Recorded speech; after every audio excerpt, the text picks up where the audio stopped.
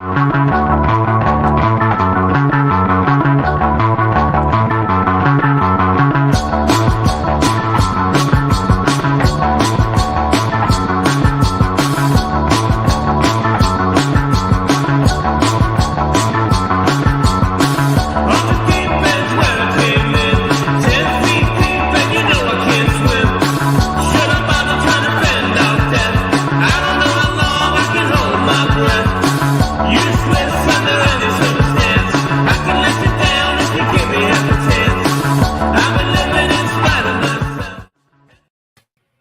whoop. Oh, we lost one. Oh no, we just had it. Welcome everybody. Oh, welcome. Hopefully I know. Sorry everyone, we were looking at each other as 4 screens on the thing, and all of a sudden we're 3, and it's way different now. But hi everyone, it's election day. I'm excited. Are you excited, Willie? Always excited. In fact, I'm so excited I always wait till election day to do this. That was good. I fell for it there for a second. You almost had me there. You almost freaking had me. That was a good one. Man, I've been pumped up so much today between like nerves and excitement. I don't know whether I'm like my ADHD is in full swing or I'm just having a crazy manic episode today. I'm just so excited today to see the shit show. It's fun. It's already been fun. It's going to be a fun shit show indeed. Yup. I've already been hearing like people have been bringing like gas and stuff to polls, like trying to like blow the buildings up and shit. Like people are already going crazy today. It's been nuts. I love it. Yeah, it's going to be crazy. I mean, it's going to be, I just hope it'll be peaceful crazy, like nonviolent crazy, but we know what's going to happen and everything. So, Yep. All right. Welcome. You want to welcome in our guests? I know we're still our -1, but yeah, we're -1 right now. So we have here Stephanie Choelensky. She is the vice presidential candidate for the Socialist Party USA, and the presidential candidate William Stodden. He was here. He should be back. But Stephanie, why don't you go ahead and introduce yourself? Hi. So, like you said, my name is Stephanie Choelensky. I've been with the party, the Socialist Party, for well over 20 years. I started out in the Young People's Socialist League. I was very active in the Women's Commission. I helped found the Denver local, the North Carolina local, and the Minnesota local twice. We got 3 local Socialist Party members elected to office here in Minneapolis in the past 3 years, and currently one is running unopposed for school board. So we do expect that to work out. We also endorsed someone for a House seat here in Minnesota. And yeah, like you said, I'm the vice presidential candidate, and I also have served as chair and am on the national committee. So this is pretty much my life. That's so awesome. Absolutely. Yeah. I'm no stranger to the presidential candidates because I've chauffeured quite a few around over the years, and I've known I think I've known just about every one of them. There might be a couple of them there's like a couple of them I haven't met, but or known, like interacted with. But test. Can you hear me? Welcome back, my friend. Here. Okay. Yeah, I tried to turn William. I tried to turn the internet on from my router, and it shows that it's connected, but it's not. So I had to go back to mobile. I'll just stay there. That seems to be pretty safe. All right. That works. Feel free to introduce yourself. Yes. Oh, you want me to introduce myself? Yes. My name is Bill Stodden. I am the soon-to-be former presidential candidate from the Socialist Party USA. Soon to be, as soon as they end up calling the election in the state of Iowa. That'll be the official end, and then we'll see how many write-ins we get over the next week or so. But I'm happy to be here, live in the state of Iowa, professor by trade, philosopher by discipline, and I used to be a professor. Now I actually work at homelessness prevention. Nice. We are on the Iowa ballot. I guess you can't really see this, but this is a sample Iowa ballot, and we are there. I got to vote for myself, and you know what? My son, who's 18 years old, got to vote for his dad in this first election. Actually, I have a Greg Payson story for you to share because he told me that in 2000, his father was the only person in America that voted for a socialist for the U.S. Senate and voted for George W. Bush for president because his dad was a staunch Republican, but he voted for his son for the U.S. Senate. Well, that's Very nice. cool. Well, I believe that because apparently Greg just writes in socialism on his ballots, which I guess would mean he doesn't even vote for himself. But the rule is if you don't vote for yourself, I don't know if anyone should vote for you. That's kind of a... Well, he said he voted for us today, so... Well, I hope so. I've known Greg a long time, and he works incredibly hard for the party. Yeah, I've known Greg almost 30 years. Actually, it's been quite a minute. Yeah. I knew when Trevor was just a little kid, and Greg's were in the anarchist lane as I am, and as you know, the Socialist Party USA is a multi-tendency party, as the working class is a multi-tendency group. So. Except for we don't have any right wingers in our party. I guess the DSA would be the closest thing we have to the right wing, like kind of centrist. But Yeah. We are revolutionary socialism from below, and so you go by Jimmy. Mm-hmm. Okay. Jimmy was mentioning how already there's talks about madness in the voting process, and I think it is important to stress that we are the ones, and we're not alone. There's other people on the far left doing this. We are the ones standing for democracy. We want to expand democracy. We want economic democracy and political democracy. I would argue in the U.S. because of ballot restrictions and campaign funding and a variety of systemic hurdles, we don't have true democracy in the U.S. So, Bill, go ahead. I was just going to add that I was telling my friend today how depressing it is that democracy in the United States is defined as picking between one pre-selected billionaire and another pre-selected billionaire. That's that's all we have. That's all that's left of democracy. And so whenever these idiots are on TV saying that we're fighting for democracy and this might be our last election, I sort of have to laugh because what democracy? What democracy? It's already gone. It's like we have less democracy now in the United States than they had under PRI in Mexico and under the PRI in Mexico, where at least the PRI was honest about what they were. They weren't lying and pretending that this is some sort of people rule. It definitely is not. Mm-hmm. But I mean, that's kind of what America has ended up becoming too, is like this dual battleship between the two. I was discussing this earlier, like the capitalism has kind of just bred this like competition of just one against like a 1v1 on everything. I mean, you got Apple versus Android, you've got Pepsi versus Coca-Cola. It's like always just two major things that are battling it out, and everybody seems like that's like this free choice in America that we supposedly have, but it to me it just doesn't. Yeah, it's just a duopoly type thing. And it took me years to realize. That even an inside-outside strategy doesn't work. And I was most people who knows me knows I used to be a hardcore partisan Democrat. Then as I entered the socialist movement, I was still kind of doing the inside-outside strategy, saying, well, I can support a Paul Wellstone here, or in recent years, I could support AOC over there.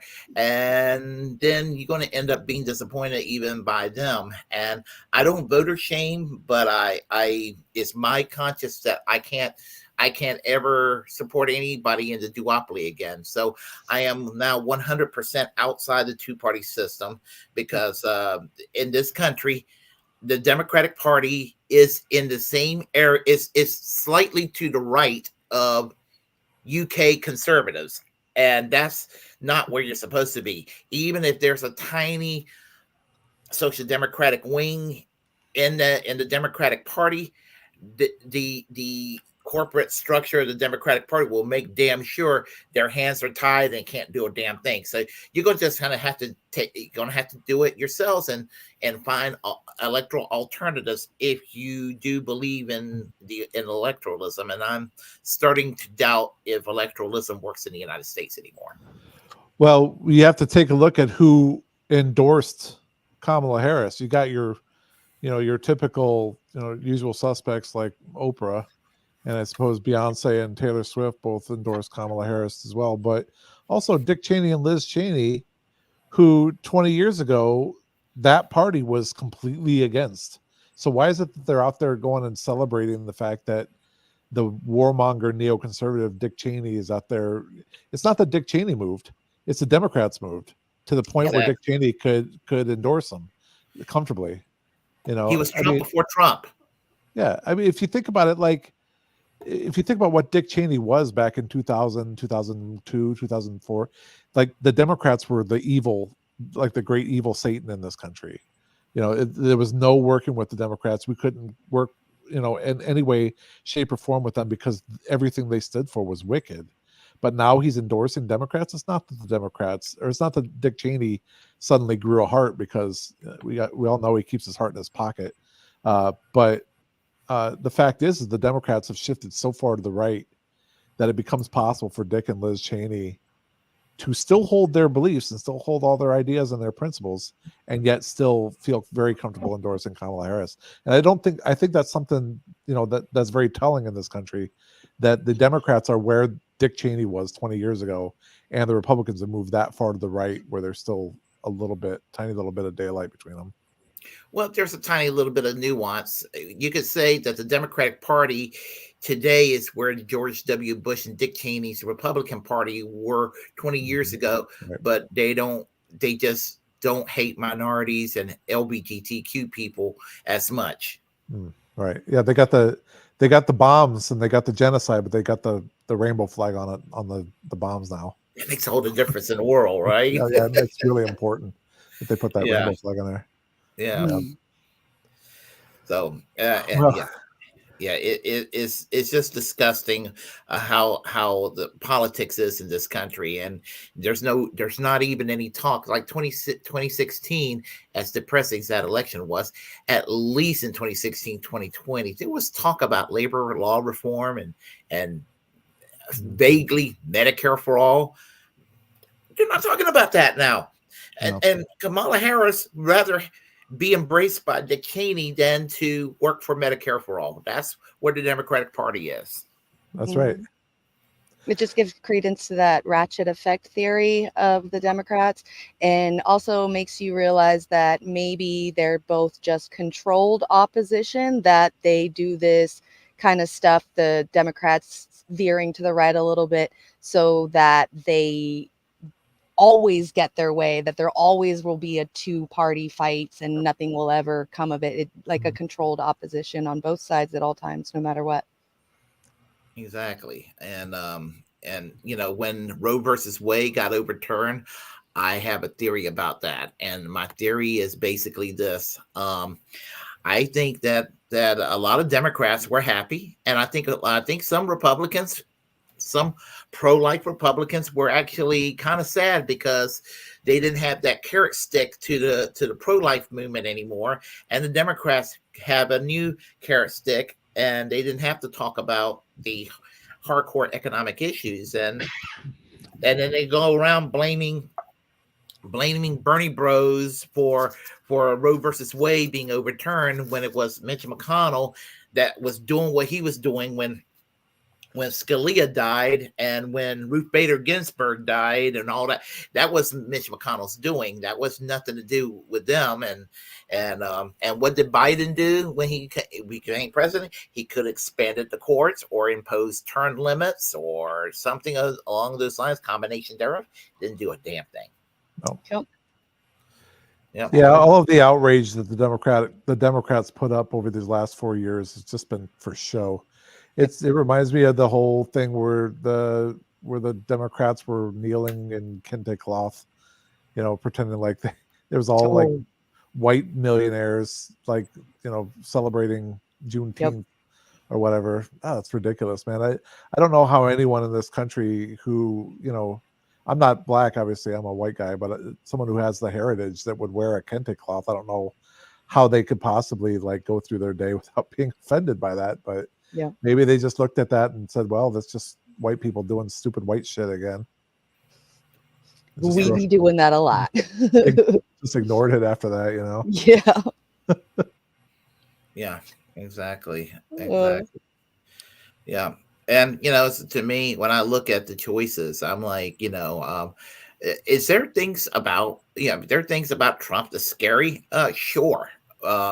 Sure. I mean, but, there are things that Biden did, and with Kamala Harris carrying on the torch, that's scary too. I mean, both have scary things to offer. Mm-hmm. Yeah.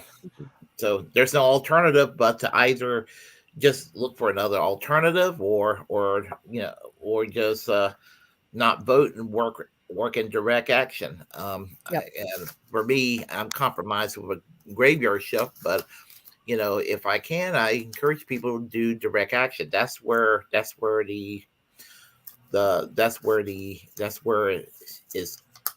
change is going to take place. Yeah. Yeah, I agree. I absolutely agree. I also think that there needs to be something that has been lacking, especially in the leftist progressive side, is a good mixed blend of activism and legislation. A lot of people will go and protest till the cows come home, but it doesn't ever really seem to change too much, maybe the hearts and minds of a lot of people, but legislatively, it doesn't seem to do anything. So we've got to start figuring out a way for us to learn how to write these bills, take them to the assembly and get them up for a vote, so that way they can come up for people to even notice it and want to vote for it and get that change done. We're actually doing something as a party, and probably Stephanie can speak a little bit more about this. Yeah. I see her over there. She's like, let me at it. Go for it. I'll pass the mic. So I am very excited because we have recently formed a ballot access committee ballot access working group in the Socialist Party USA. And what's so exciting about this is, well, first off, it's going to be year round. So this isn't something where we have a campaign and that's when we start worrying about ballot access. Because you have to do it that much in advance. And we have some really great members that are going to be working on it. Like, I'm really looking forward to this. I think it's going to help us draw independent far left candidates that are willing to run elections. And obviously, as a multi-tendency party, we do debate the purpose of why we might run candidates. Personally, maybe since I'm talking about this, maybe Bill can talk a little more about why we're running for office. Obviously, we know we're not going to win, but we do need to present that alternative. So I really hope this is going to help us with running candidates that actually present an alternative to the lack of choice. Because petitioning, I spent a lot of time petitioning this summer, and by and large, that was one thing people wholeheartedly agreed on, is that we need more candidates. We need candidates that actually represent their views. And they're really, the two major parties aren't even trying to represent the working class. I mean, the Democrats aren't trying. The Republicans, if you watch the convention, they kind of portray that they are, but in reality, it's all smoke and mirrors, and really they rely on anger and grievance and not class solidarity, of course. But yeah, we do have this new committee. I'm really proud of it. I have a lot of respect for the people who are working on it. We actually did a live stream with Richard Winger from Ballot Access News. Was that 2 weeks ago? But it is one tactic. I also believe in direct action, union organizing, protest. We do many things. Electoral politics is just one. But Bill, I'd like if you would tell why we're not trying to pull the Democrats to the left. No. Well, first of all, independent political action is necessary. We're a political party. We're not a excuse me, we're not an activist organization. We're not a debating society. The Socialist Party USA is actually a political party, and as such, one of our primary reasons for existence, I suppose you would say, that or raison d'etre, to use the mangled French, is to actually participate in political competition. Whether we win or lose, I mean, that's beside the point. I know that a lot of people were really upset with the fact that we were even running a candidate this year for president, and a lot of the besides the ill will that some people had toward us, a lot of the arguments that I heard actually make a lot of sense, because we don't have a lot of money or resources. We don't have a lot of people that could help with the campaigns like that, and we haven't really taken a lot of time to identify like leadership and different kind of infrastructure models and things like that. And so it makes sense that we wouldn't run a political campaign. But if we aren't running a political campaign, what do we exist as a party for? We might as well call ourselves the Socialist Club of America or something like that, rather than the Socialist Party USA. So this is one of the things the Ballot Access Working Group is going to do, not only to work with, making sure we actually know how to get ballot access, making sure we train people on how to go out to these different places and get ballot access, but also to begin identifying possible candidates for president, sure, but also for down ballot elections, because Stephanie will tell you she had all kinds of good luck and put a lot of work in getting people elected in the city of Minneapolis. And a lot of these places that we see in the country, there aren't even any people who are running. Like most of the candidates are running unopposed. So a socialist could easily run against the Republican and get 46% of the vote in that race. Or there was one where there wasn't any qualified candidate recently. Right. In like Tennessee. Yeah, we could have put a socialist into that campaign and they would have won because there was no opposition to it. And so if we are able I don't know to if they let us do that, but we could try. Well, who cares what they would let us? But anyway, we would try anyway. The point is that if we had that ballot access committee, working, for a year or whatever, we could have identified a race like that and actually possibly identified someone that would be able to, fill that position and actually take a stand and get the word about socialism out there. Because if we're not running elections, then we don't really have a reason to exist. And so that's one of the reasons why we are running an election. That's one of the reasons why we'll probably run an election. I think that next time around, if we got the ballot access working group, going strong, and we got ballot access in some places or got some assets to acquire ballot access fairly easily, I'll be very supportive of it, because that's what we lacked this time, and we had to teach ourselves a lot of stuff. Just to clarify, I wanna say that this is our opinion, and we do have many tendencies in the party. If you do not believe in working through electoral politics, if you just want to do direct action, if you just do union organizing, you can be in the party. It isn't required. I mean, generally, I think you should, not work against any of our campaigns, obviously. But if you don't think that's the way to go, I don't want to portray it as that's the only thing we do, or you have to agree to us. But I want to give a little bit of snark not recently. I think it was last year. I work at the University of Minnesota. I'm a biochemist and a lab manager there. And Democratic Socialists of America, or DSA, if you know the history, depending on who you ask, it was a question of contention between the Debs caucus and I think the majority of the Debs caucus was the minority, I believe.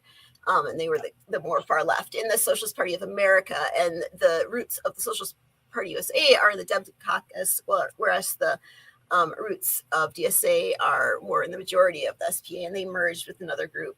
And there are definitely a lot of DSA members in the SP.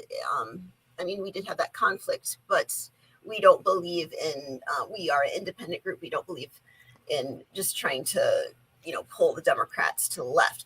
But so recently, the DSA chapter at the University of Minnesota had a workshop where they were going to discuss how to get socialists elected to office in Minneapolis. And I was very tempted to go there and ask if that is your strategy, I'm a bit confused because, with a tiny fraction of your numbers and money, the Socialist Party USA, and we had just formed a local, and I'm not taking credit for this. A lot of this was Adriana Strio and her amazing organizing skills. Most of it was, but we did manage to get socialists elected to office 3 years in a row.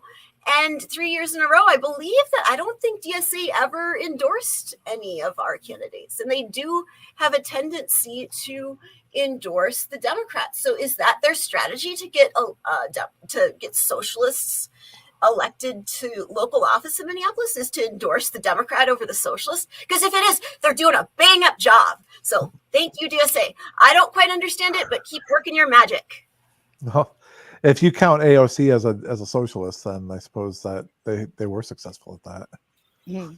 Well, we did win our elections without their endorsement. So I don't know, maybe they did something I don't. I think DSA is just extremely unorganized and just all over the place. They've been like that for as long as at least I've heard about them. But I definitely commend you guys for at least wanting to start working on the down ballots, the local politics, because I'm telling you, there's a lot of people that I know that are going to thank you for that, because that's all we ever talk about is like, you can vote for president and you're never going to get the one you want. But at least with a local, you actually have a fucking chance, because sometimes these people do run unopposed completely. And if you just had one person going against him, you have a 50% shot. Like, just to statistically, that's amazing. So that's really good. So absolutely right.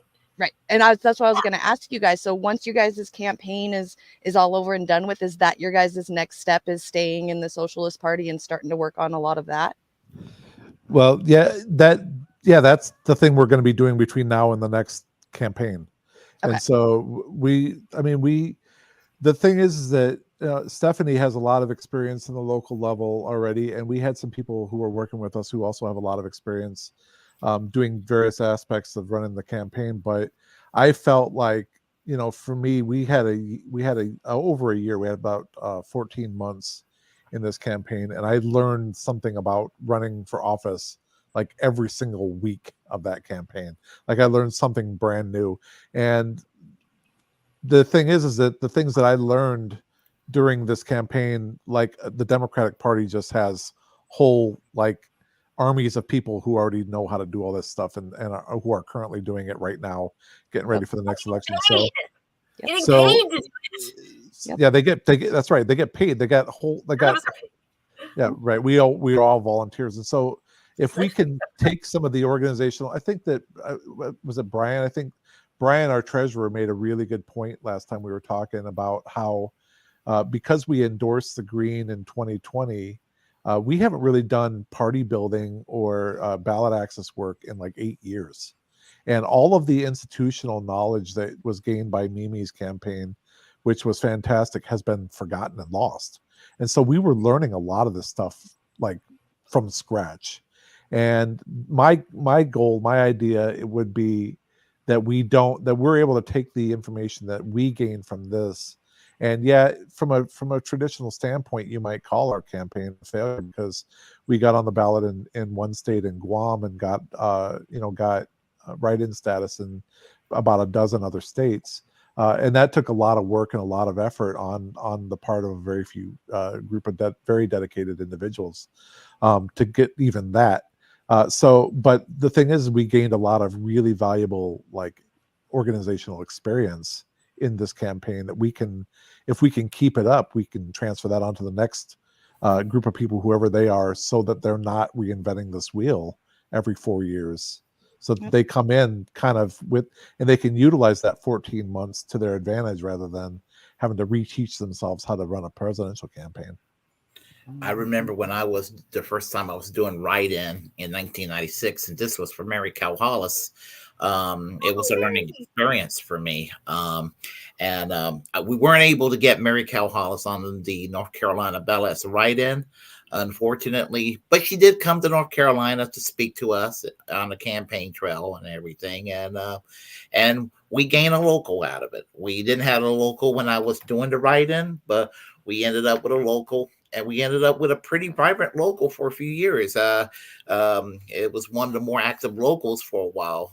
Socialist Party usually has a rising star local that will pop up, and so we were kind of it for a while. When I joined, you guys were the big one.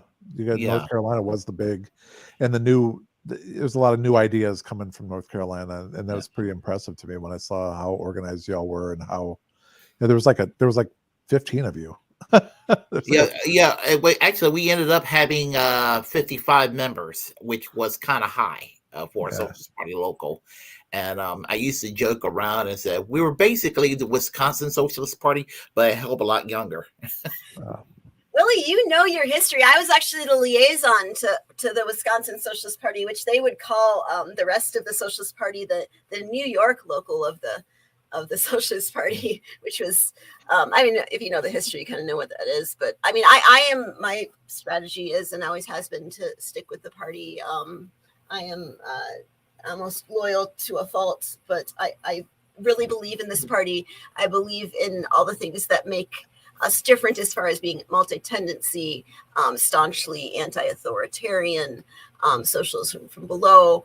What we want is economic democracy and definitely more, I would say more revolutionary than reformist, but we do have, one of my goals for the campaign was to call every member, and I am not going to accomplish that before election night, obviously, but I've called hundreds of members, and I've talked to maybe I don't know, 30, and they are just some of them. We have just some of the most amazing members. I encourage anyone in leadership to do this because, gosh, I've met some neat people, and the left is in a bit of a state right now. I mean, it isn't just the Socialist Party facing this, but with all the attacks on ballot access and just the rise of fascism. It was, fundraising, keeping organized. It's tough, and we need help. We need your money. We need your volunteers. Every Thursday we do run a study group. If you go to leftunitystudy.com, but we are going to get through this because these problems are not going anywhere. And who else is really, obviously the liberals don't have any solutions. They don't even admit that there's any option other than capitalism, and personally, I am not a big fan of the more I know they don't like the word authoritarian, but the more centralized state. I think it might have some uses, but I do like the socialism from below model, and the party itself is based on that. We are very local. Power is more concentrated in the locals rather than the people at top dictating the platform to everyone below them, which, if that was the case, I definitely want my anarchist blood would boil at that, and I wouldn't be able to join. And as anarcho-communist, I don't really have anywhere else to go. So I'm definitely sticking to the Socialist Party. But I really do think we have a bright future after talking to so many members. We just have to put in the work, because there's great people working right now, but they need help because we can't carry it all, Well, many conversations I've had with, you both know him, Dwight Welsh, over the years.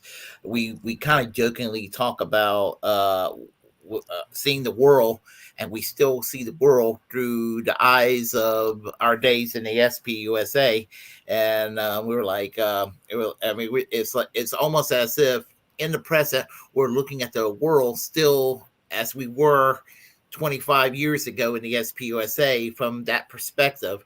And so a lot of it just never left us. And it's just a lot, like the multi-tendency, that sort of thing. I value that because I value the collective, and I value the idea of free thought.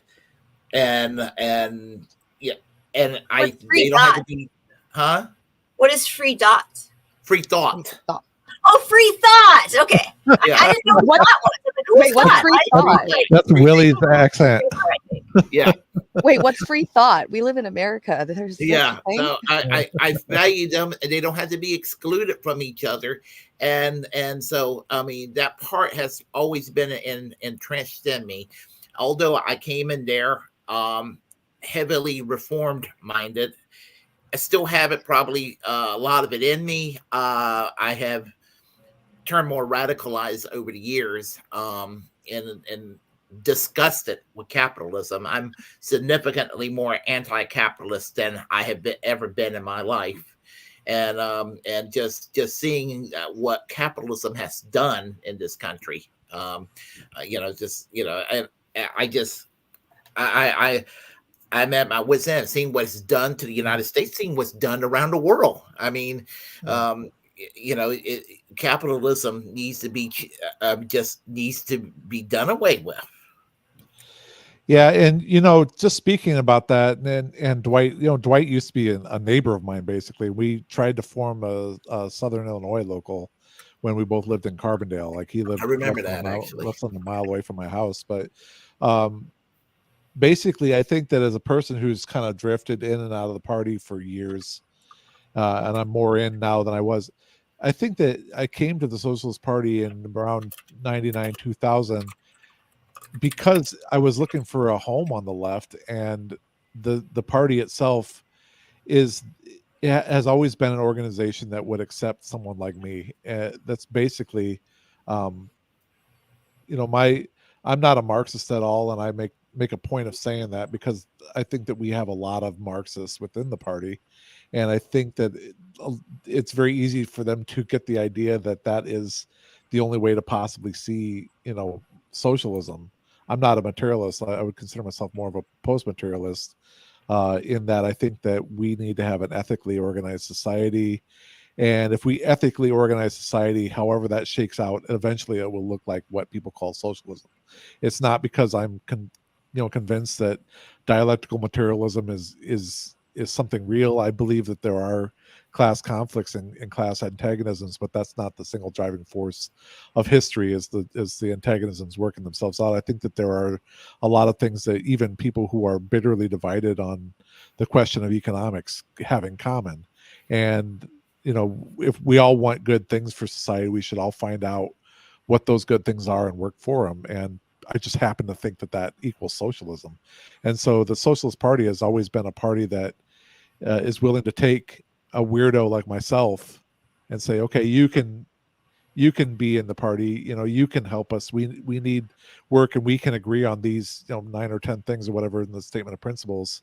We can all agree on these things, and let's work for those things. And the differences we have we can save those for the convention or for the debating groups, and we're still working towards socialism. So let's unite against the fascists, and put each other against the wall later on. I want to share an anecdote that you guys might appreciate, and I'm kind of curious on your thoughts about this. Well, first, I don't remember the context, but Mimi Soltysik, who was a awesome presidential candidate, and I served with him as co-chair for many years, was approached by apparently leadership in DSA, and I don't know if they were trying to woo him over to DSA more than SPUSA, but they really didn't know Mimi, because one of the things they said was that the Socialist Party was a party for drug addicts and criminals and homeless people. And he's like, yeah. And he took it as like the best compliment. He's like, yeah, the working class. And we are a bunch of misfits. And one thing I've been very adamant about is we are intersectional socialist feminists, meaning that we reject liberal identity politics as well as the class reductionism that some, not a lot, but there are people on the far left that honestly, or at least claim to believe that fighting against white supremacy and wanting to dismantle the other hierarchical systems that definitely are shaped by and are intertwined with class, but are also distinct identities like race and gender and sexual orientation. They just believe that's all a distraction, and it is something that the working class uses to divide us, which it is. But that's exactly why we need, I mean, every revolutionary movement that has been successful on the left has been shaped by those most marginalized by that. And that's going to be queer people, that's going to be people of color, that's going to be women, that is going to be the homeless, that is going to be the prisoner, that is going to be, I mean, Debs was a prisoner, that is going to be the drug addict, it is going to be the outcasts. And that is what we're building. We are fighting these hierarchies. We are forever on the side of the working class and the marginalized. And it isn't just class. Yeah, what did Deb say? Well, there's a lower class, I'm a member of it. Well, there's a criminal element, I'm of it.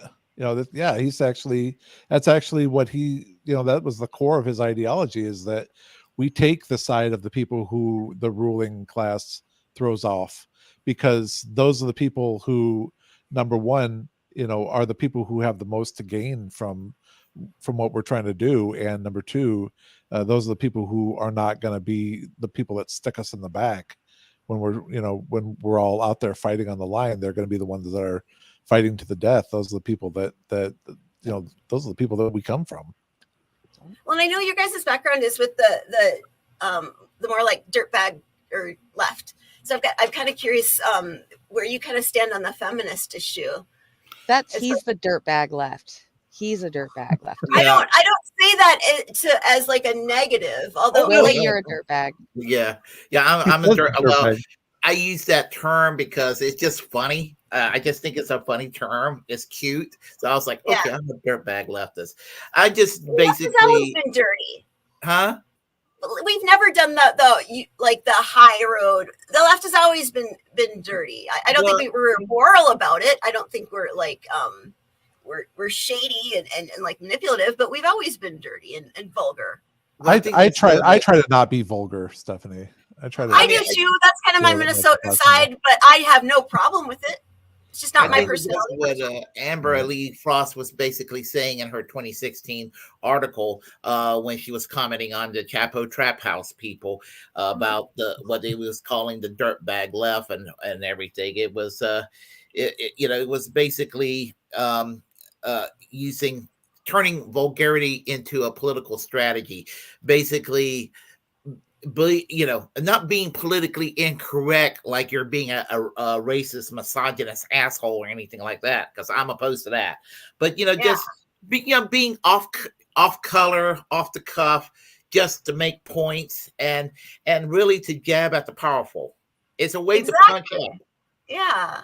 And that's my strategy. At least I think it works for me. So, Jimmy, does it work for you? I don't have the same kind of strategy that he does. I think that's what I love about mine and his dynamic, is just two different types of opinions coming at it and either disagreeing or agreeing or talking about it. So I am, when it comes to politics, at least, I just feel like I'm homeless. I look at it like how I used the Socialist Party. I've been listening to you guys, and I was actually thinking about checking it out tonight, because I've like literally been in all the parties, like DSA, Green Party. I ran for office as a Democrat. I've been a libertarian. Like, I've been all of them all of my life, and it just doesn't, like, I'm the kind of person, I like to organize. If I'm going to join something like that, like, I'm full in, like, I want to be part of the board. I want to like fucking just get shit going. And most of those don't. Or if you're a Democrat, and if you're not their chosen candidate, you're just kind of kicked to the curb. So I've always took my thing as like, I'm like it was like how I took my belief system back in the day, is I called myself an eclectic witch. Is I nitpick about the little things that I like about everything, and I make that my own. And so that's what I call myself. So like, if somebody wants to call me a socialist, I'm like, okay, yeah. If somebody wants to call me I don't know, a communist or whatever, I'm like, I like a little bit of that too sometimes. Like, what do you want from me? I like a little bit of everything, and then what I don't like, I just throw it out. So that's kind of what I call it. Sounds like you'd fit right into the Socialist Party. You live in Southern California? Yep. We actually are trying to organize down there. I've been trying to figure out things to organize out here because the goddamn DSA and Green Party aren't doing shit. The Socialist Party is trying to organize it. We got some good I would say good communists who live down there, good socialists who live in southern California. Shannon lives down there, doesn't he? Oh yeah, Shannon definitely helped. Shannon's why we were able to get these signs. And I do want to send you guys some. We were part of the Stop LAPD Spying organizing back when Mimi was around. And we do have members out there, but we're not organized, unfortunately. But we are definitely looking for organizers. And one thing I will say about the party, if you agree with the statement of principles, that's obviously the most important thing. We are a lot less top down. That also means, like, when you're in power, like, if you're a megalomaniac, I'm not saying you are, but it is kind of funny to watch. Over the years, there have been some people that are kind of power hungry, and they come into the SP, and rarely do they ever get anywhere. But if they do, they are just so quickly disillusioned because no one looks up to you as a leader. I mean, they might appreciate you, but your word isn't law. And power, like if you have a title, if you have some kind of title, that means you're just working. Yeah, that means you got a lot more work and hey, that's better than a lot of other places. Yeah, I just do all the work and they're like, thanks, and then on to the next thing. It's like, if you're the organizer, they're gonna write you emails in the middle of the night. Cool. Try to get you to go to like Mars. You guys don't even know I am a monster when it comes to politics. If you guys get me in, it's over. Like, you're gonna have the whole state of fucking California organized in 2 years. I swear to God. Like, this is what I do. I make nonprofits. I do bylaws. I do mission statements. I run candidacies. I do all of it. I love this stuff. This is my bread and butter. I just haven't found my spot yet. Well, I guarantee it. To hear that. Socialist Party would love you. Just in general, like whether you join or not. I'm also a wobbly. It's hard to find people that are really dedicated to this. And for me, I don't understand how you can watch, like how anyone can watch the news. Right. And like it destroys you. But the way I keep going is like, well, I'm doing something about it, and I'm working alongside people who also care and who also feel the same way and who are also doing something.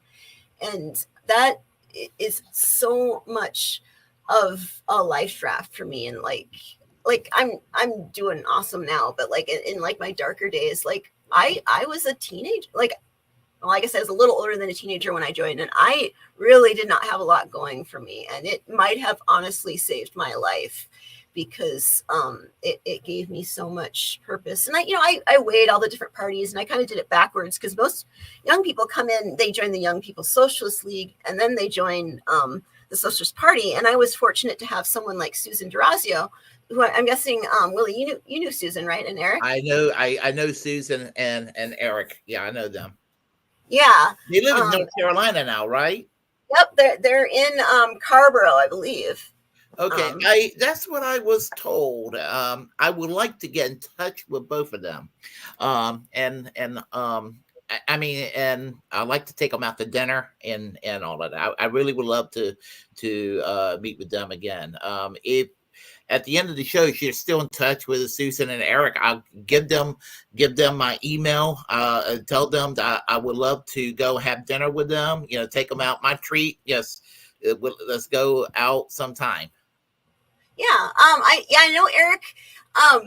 I really have to get to North Carolina to meet with him as well. I'm hoping to travel there soon. He doesn't like the Zoom calls as much. He will do them, but he does like meeting in person. So, and he's a firebrand.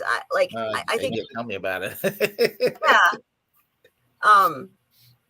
But I do hope. I wanted to have a campaign party end a campaign party in North Carolina, but I wasn't able to swing that. But I do hope to come there soon, especially since it already snowed here. It snowed on Halloween.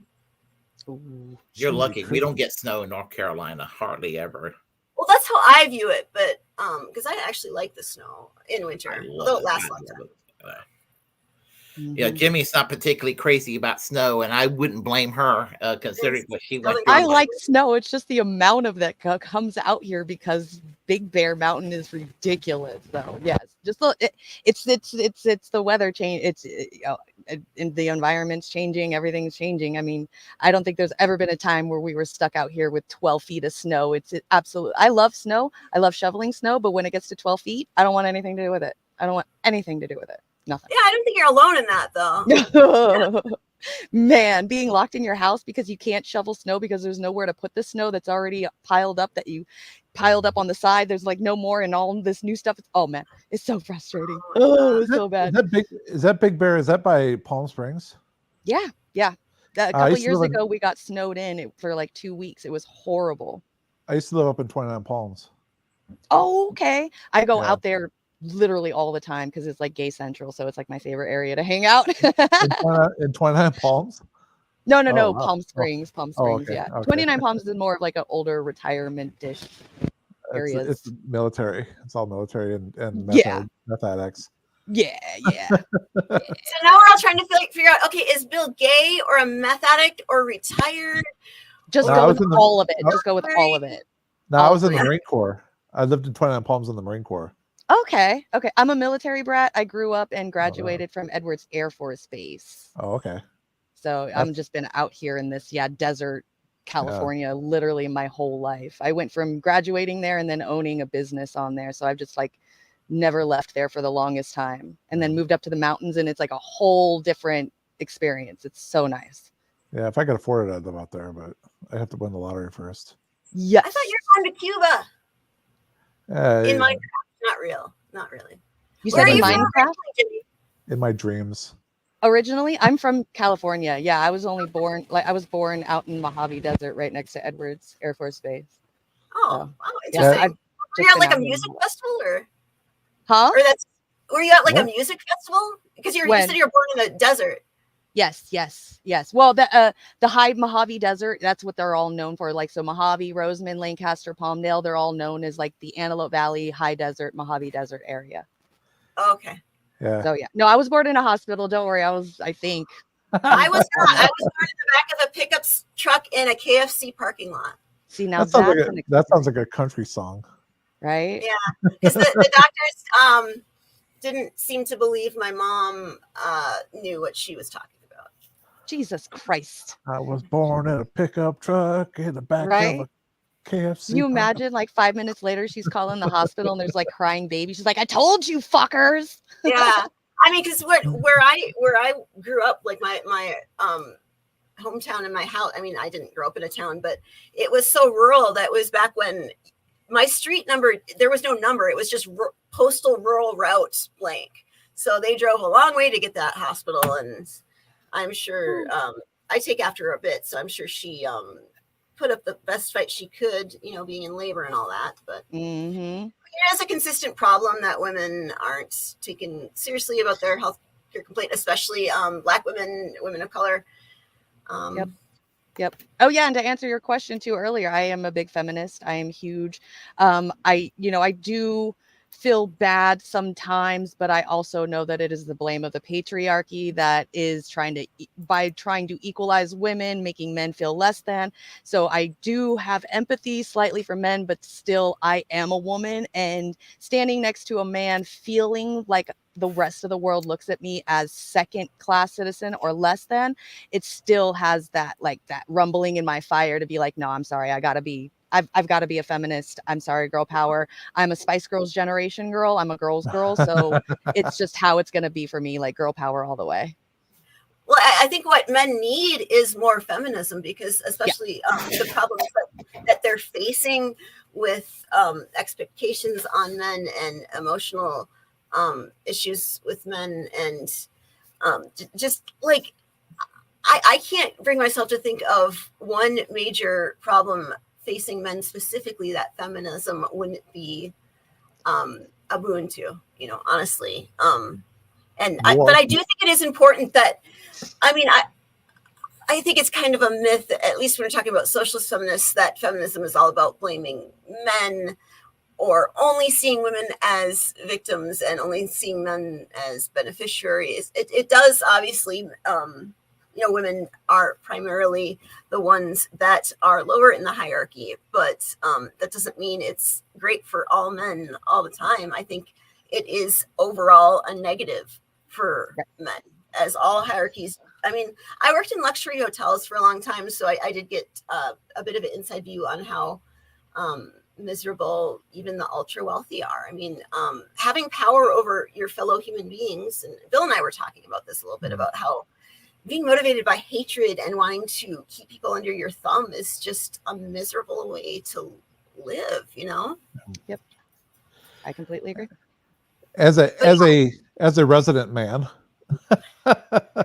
I will say that I agree with you, Stephanie, that there is a lot of things that we can solve and that men are going through that could be resolved by having a more feminist approach to looking at the world, especially when you're talking about, the different rights. I know that I think Jimmy had mentioned that a lot of the ways that they talk about feminism in our society is as we need to give women rights, but those rights have to come at the expense of men, or men seem to believe that for some reason. I don't feel like my rights are reduced when women have more rights. And as a matter of fact, I think that when women have more rights, I feel like I'm a more equal part of society, because I don't like to be expected to by society to be superior when I don't see myself in that way. I would like to see myself as equal to women in the society, but the one thing I do notice is that a lot of the issues that women face, I don't know if women are doing it to themselves, or maybe we've been programmed. That's the other side of patriarchy, where you have the women out there who are actively fighting against abortion because their patriarchal husbands require them to do that, require them to be that way, and they're actively complicit in their own subjugation because that's what society expects from them. Mm-hmm. Yeah, exactly. I mean, it does make me sad to see women that are so complicit in their own oppression, and capitalism obviously feeds into that, because it is very religion plays a very big part in that as well. Yeah, it definitely can, unfortunately. And I think we're seeing more and more of it when we see economic instability. The solution that the ruling classes and the media I mean, I don't know if this is conscious or it's just the way the system works, but rather than uniting against the people oppressing them, the people with all the wealth and power that are making these decisions, people tend to be funneled into blaming each other, like men blaming women, and white people blaming immigrants. And until we get beyond that, until we have class solidarity and true class consciousness, we can't win, which is so sad, because we do have the power. We literally, workers as a whole, have the power to change things in their hand. Women too have the power to change things in their hands. Yep. It's obviously not all in women, and especially when it comes to men who are alienated by the current discourse, because I think the current liberal feminist discourse, the identity politics, is very alienating. It's very it can be very negative. It doesn't really give a great place to men, other than kind of like apologizing and taking blame, but not, I mean, not. Well, yeah. Also, there's the whole thing of like, if we're a man and that's the things that we do are because we're a man, there's no way we could possibly ever be better. There's no way we can possibly get out of that patriarchal trap, to say that, okay, well, we've apologized for patriarchy or whatever is required of us, but because we're simply a man, there's nothing we could possibly do to ever not be that. And so we'll never get past it. I mean, that's like, it's very hopeless. You're absolutely right. That whole narrative is very, just like, there's no way we could ever possibly get over being a man. So we'll always be, the patriarchist or whatever the case may be. Sometimes. And of course, I'm sorry. No, go ahead, Willie. Oh, I'm just saying. I'm not saying this is in every case, but sometimes sexism is just the first step toward a lot of other negative aspects of politics. Like, for example, when I was in college, have somebody that was a a friend of mine. He's no longer a friend of mine. In fact, we hate each other. But this person was, nominally progressive, supposedly, and he had resentment issues because his mother was kind of crazy, and because his father was an alcoholic, and he was raised by his grandparents, and so he had issues about women, and he dated a couple of women in college when it was the 1990s, and the whole gay and lesbian thing was starting to be more open, and some women started coming out as bisexual or lesbian, and it affected his perceived self view of his masculinity, and so he started becoming more chauvinistic, and his chauvinism, his sexism kind of went into his other areas of more reactionary thought, and he became eventually an obnoxious anti-immigration activist who's made a national reputation. He's kind of a national alt-right figure today. He's a piece of shit of a human being. So, but that's just saying. It starts out with sexism. Yeah, so much is rooted in that. Like if you look at mass shooters, domestic violence, and perceived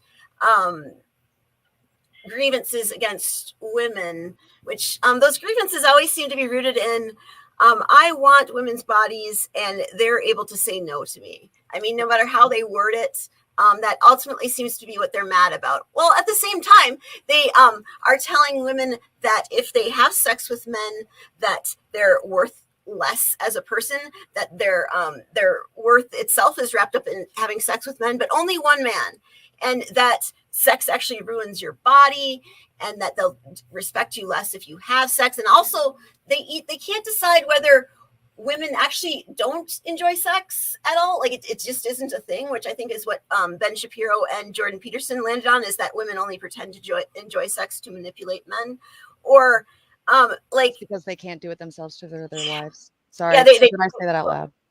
No, I mean, I think it's pretty clear. Like people like Steven Crowder have never sexually satisfied a woman, and they're almost proud of it. They think it's unmanly to care about women's sexual pleasure. So, like everything they do makes them absolutely unappealing to women. Like women don't want to be with men who hate them and that don't care about their well-being and sexual enjoyment, and they make themselves just as horrid as possible and expect I don't know what they expect, honestly. It's so mind-boggling. I guess it's just what happens when you get in this pit of deep despair where everything they say is obviously heavily rooted in only emotion. Because I used to go on these sites and I would post, I had a list of I think it was about 30 studies that demonstrate that rejecting restrictive sexist gender roles and basically being a feminist and valuing gender equality are the most important factors to not only healthy relationships, but satisfying sex lives. And this is, mostly for straight people, but it across the board, that's pretty much the two things. If you want to have a healthy relationship, to attract healthy partners, to be in a relationship for a long time, and have good sex, be a feminist. Actually, being a feminist has lots of other benefits. Like feminists tend to not care about how much men fit standard definitions of masculinity and how conventionally good looking they are. I mean, the answers are just so blatantly clear that these men are suffering from patriarchy. They're suffering from the ridiculous expectations they have as a man. And I think where the entitlement comes from is they have sacrificed so much in their life. They have given up hobbies, and everything they do is to fit this very rigid and restrictive definition of masculinity. And because they've sacrificed so much of who they are, that's why they feel entitled to women, because they're like, look at everything I've done. I've made myself an asshole for you, and you don't want me. What's going on? And it's just, I don't know how to reach these men, and that's why we need people like Bill and maybe Willie. I don't know. I think you would be very appealing to some of these men because you are very uncensored and willing to say things how they are, to talk to these men, because they will not listen to me unless I pretend to be a man online, which I do. I have done. So sorry, that's my rant. We do actually have to go on Andy Argo's show in a little bit. Okay. Okay, but before you go, Desert Mantis has a question. I know the answer, and you and Bill know the answer, but and Jimmy may know the answer, but the audience, let's see what the audience, especially Desert Mantis, wants to know. What differentiates the Socialist Party from the Party of Liberation, Party for Liberation and Socialism? Are they a explicitly Marxist-Leninist group, or they are a break off from the Workers' World Party? Okay, this is more Bill territory than my own, I'd say. Bill? Well, I will say we are a multi-tendency group. We are socialism from below. Our history is from the Debs Caucus of the Socialist Party of America. Internationally, we are internationalists, but we might differ a bit on foreign policy. We don't tend to support North Korea or Putin or Assad, not because we support NATO, and not because we're not, I mean, we were definitely anti-imperialist. I don't want to get into the weeds of that too much, though, because there's heavy debate on that.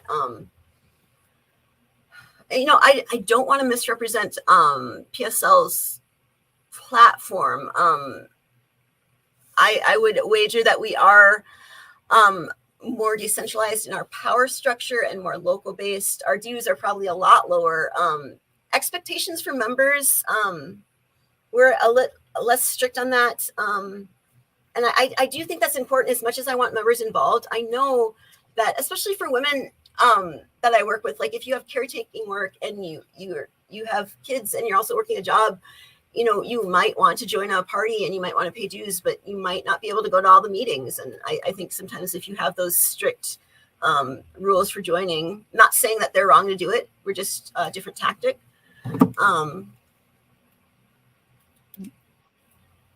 But Bill might be able to talk a little more about.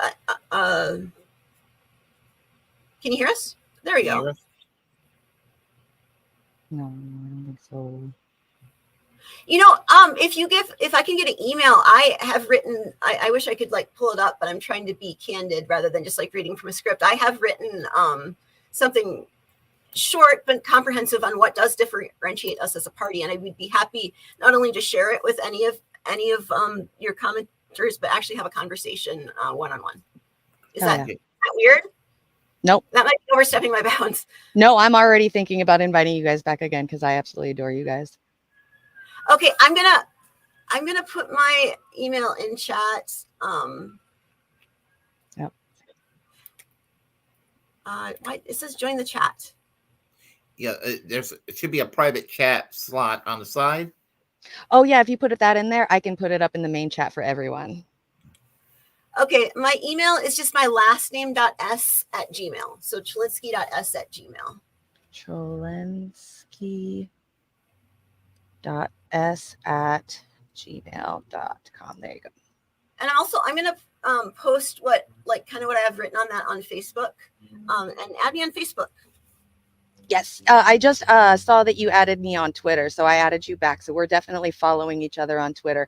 I do a separate show too, where I do gaming and politics. And if you would like to come and do some of that too, and join and collab and come onto that, we can game and do some politics as well.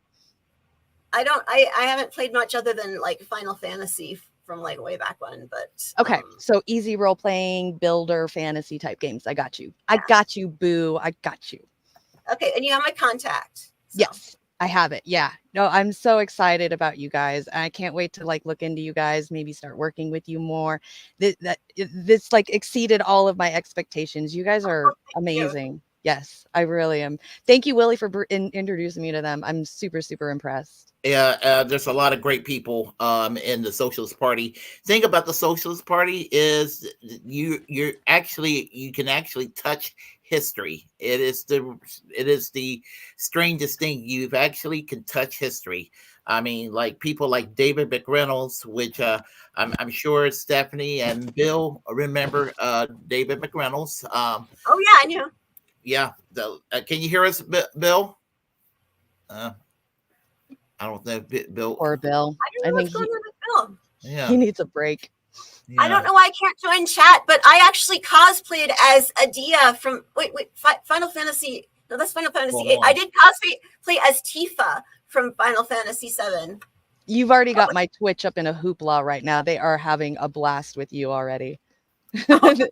You said Final Fantasy. They're like, video games? What?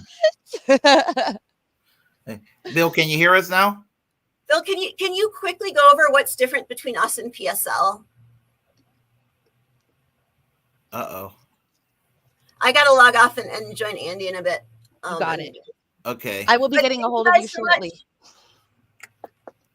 All right. Bye, everybody. Stephanie's great seeing you. Bye. Good luck. Poor William. Oh. Unmute him. Wait. He's muted. Okay, there we go. Nope. I'm getting nothing. Let's see. I'm gonna tell him to keep trying. We love you. I can't hear. You can hear. Okay, he can hear. Yeah. Yes. Okay, but we cannot hear you. Yeah. Keep trying. Okay. Technology. What can you expect, right, Jimmy? Yep, exactly. Yeah. Tifa the Ninja. Yes, exactly, Fox. Thank you guys all for coming in here today. We had a decent amount of people in here. I know somebody said earlier that they were the only one in the chat. Just so you guys know, we are streaming to Willie's Facebook, Willie's YouTube, Braggland YouTube, my Twitch, Braggland Twitch, and Willie's Twitch. So there are 7 places that we are streaming to right now. So if you feel alone, just look at all of those different platforms. I'm pretty sure you will find a friend in need in one of them. Exactly. Yeah. There's no loneliness to be found anywhere. William, let me hold on. Keep trying. Okay, drop and come back. I don't either. Do you want to put your website in the private chat and then we will see you out and do a little outro for you. You guys go check out William Stodden. He is the Socialist. There we go. Thank you. The Socialist Party for USA. I'm going to put the link into the chat right now. Go check him out. If you guys are interested in the Socialist Party like I am, please go look it up. Open mind, give it a shot. I mean, what's the least that could happen? You'd find new people that you're a lot alike, like I did tonight. I mean, it's fucking amazing. And don't forget, if you are in certain states, that tonight, at least in West Coast, you still got a couple of hours. You can go write him in ASAP. So William Stodden, Socialist Party. Is that correct? Yes. Okay. Yes. All right.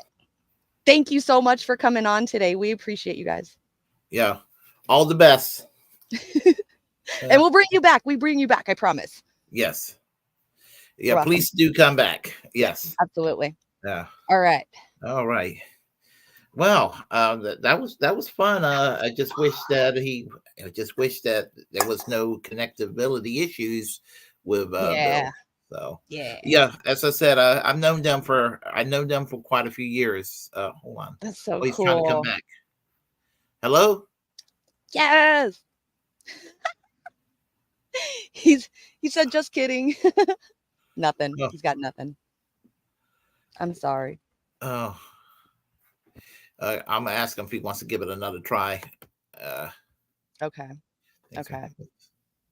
Yes, you're very welcome. Thank you very much. Okay. Yes, he said thank you for having us on.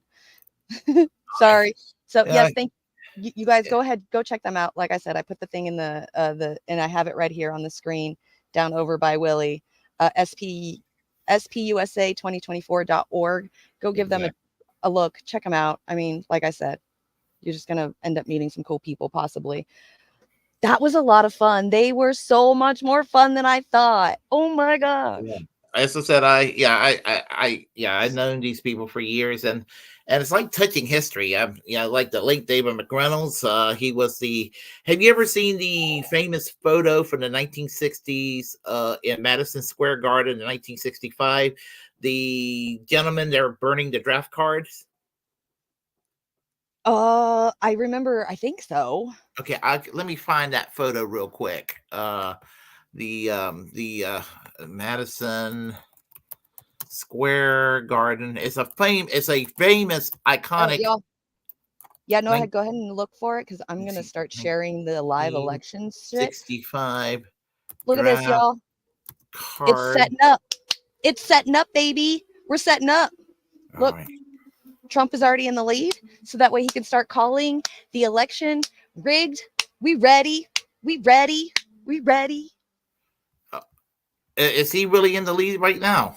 Yeah, I just posted it up so you guys all can see it right here. Harris 27, Trump 29. It looks like he's got most of the states so far. You have to remember, they're he's getting the red dots in there. East Coast, their polls just closed 30 minutes ago. So I'm pretty sure most of those places are just right now getting those votes into the voter of registrars on the East Coast right now. Oh, yeah. Oh my gosh. So, but just so you know, like I was saying earlier, this right here is a perfect thing that I was talking about. See how the Republicans are winning because they're already starting to get some of the mail-in votes already counted before the actual day of votes come in. So it's going to happen this way because Republicans are known to do mail-in ballot or mail-in voting more often than Democrats are. So this is how it always happens. But Trump and his people are already out there saying, I'm winning bigly.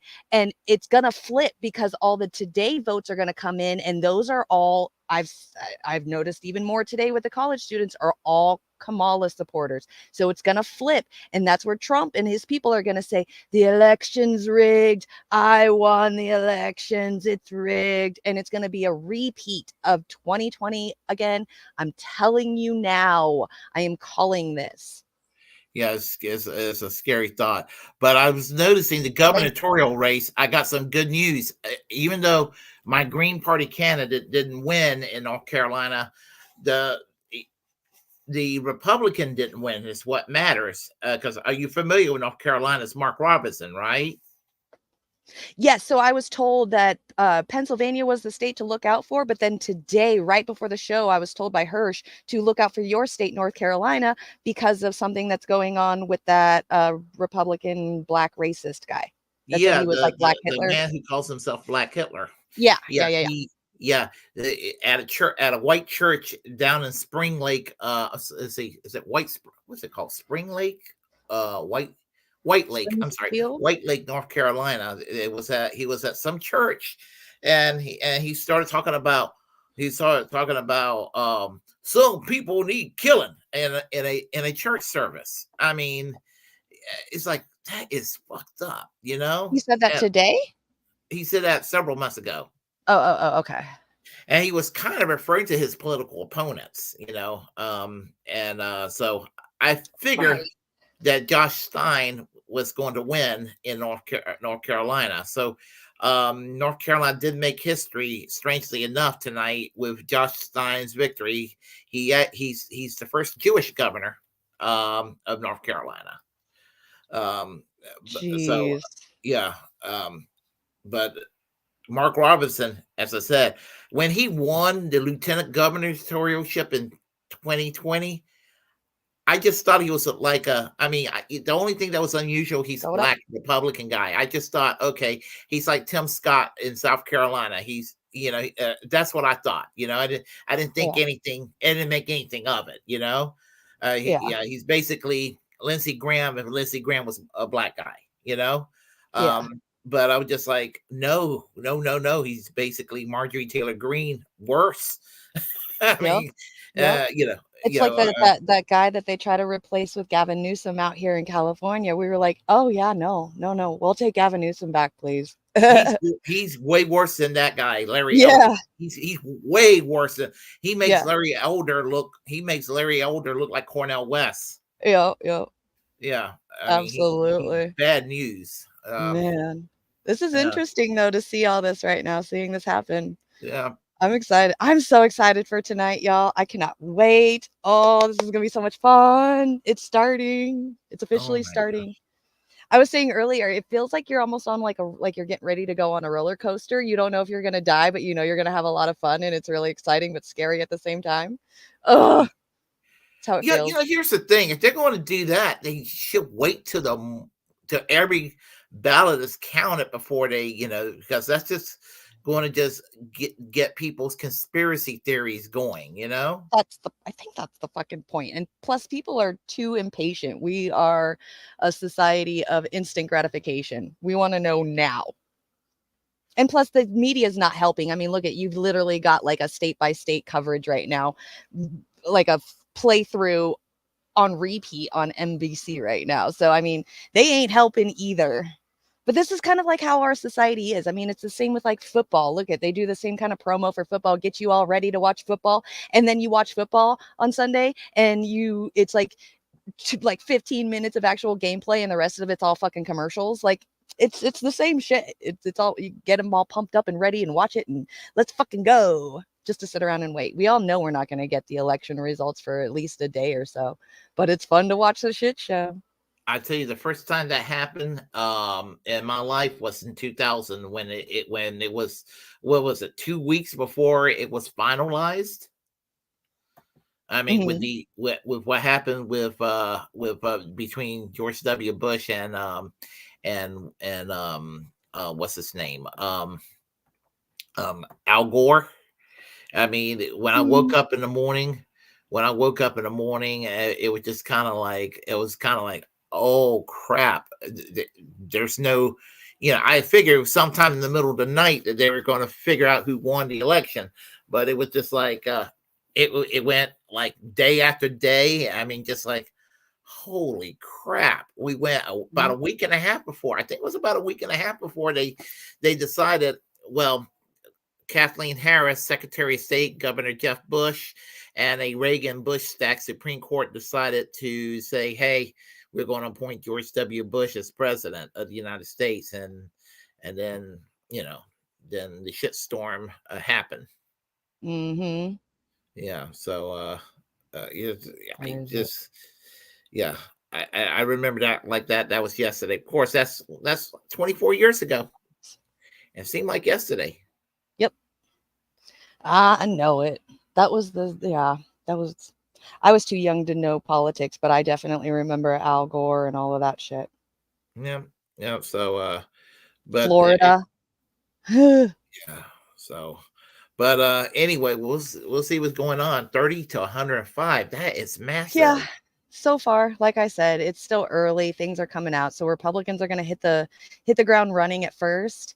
See, they just keep gaining right now. So we're just going to see Republicans gain and gain and gain. I'm pretty sure not till later on a little bit tonight when the day of votes come in, then we're going to start seeing Democrats increase in the numbers. But yeah, as of right now, as per usual, Republicans are off and running. So where's your state at?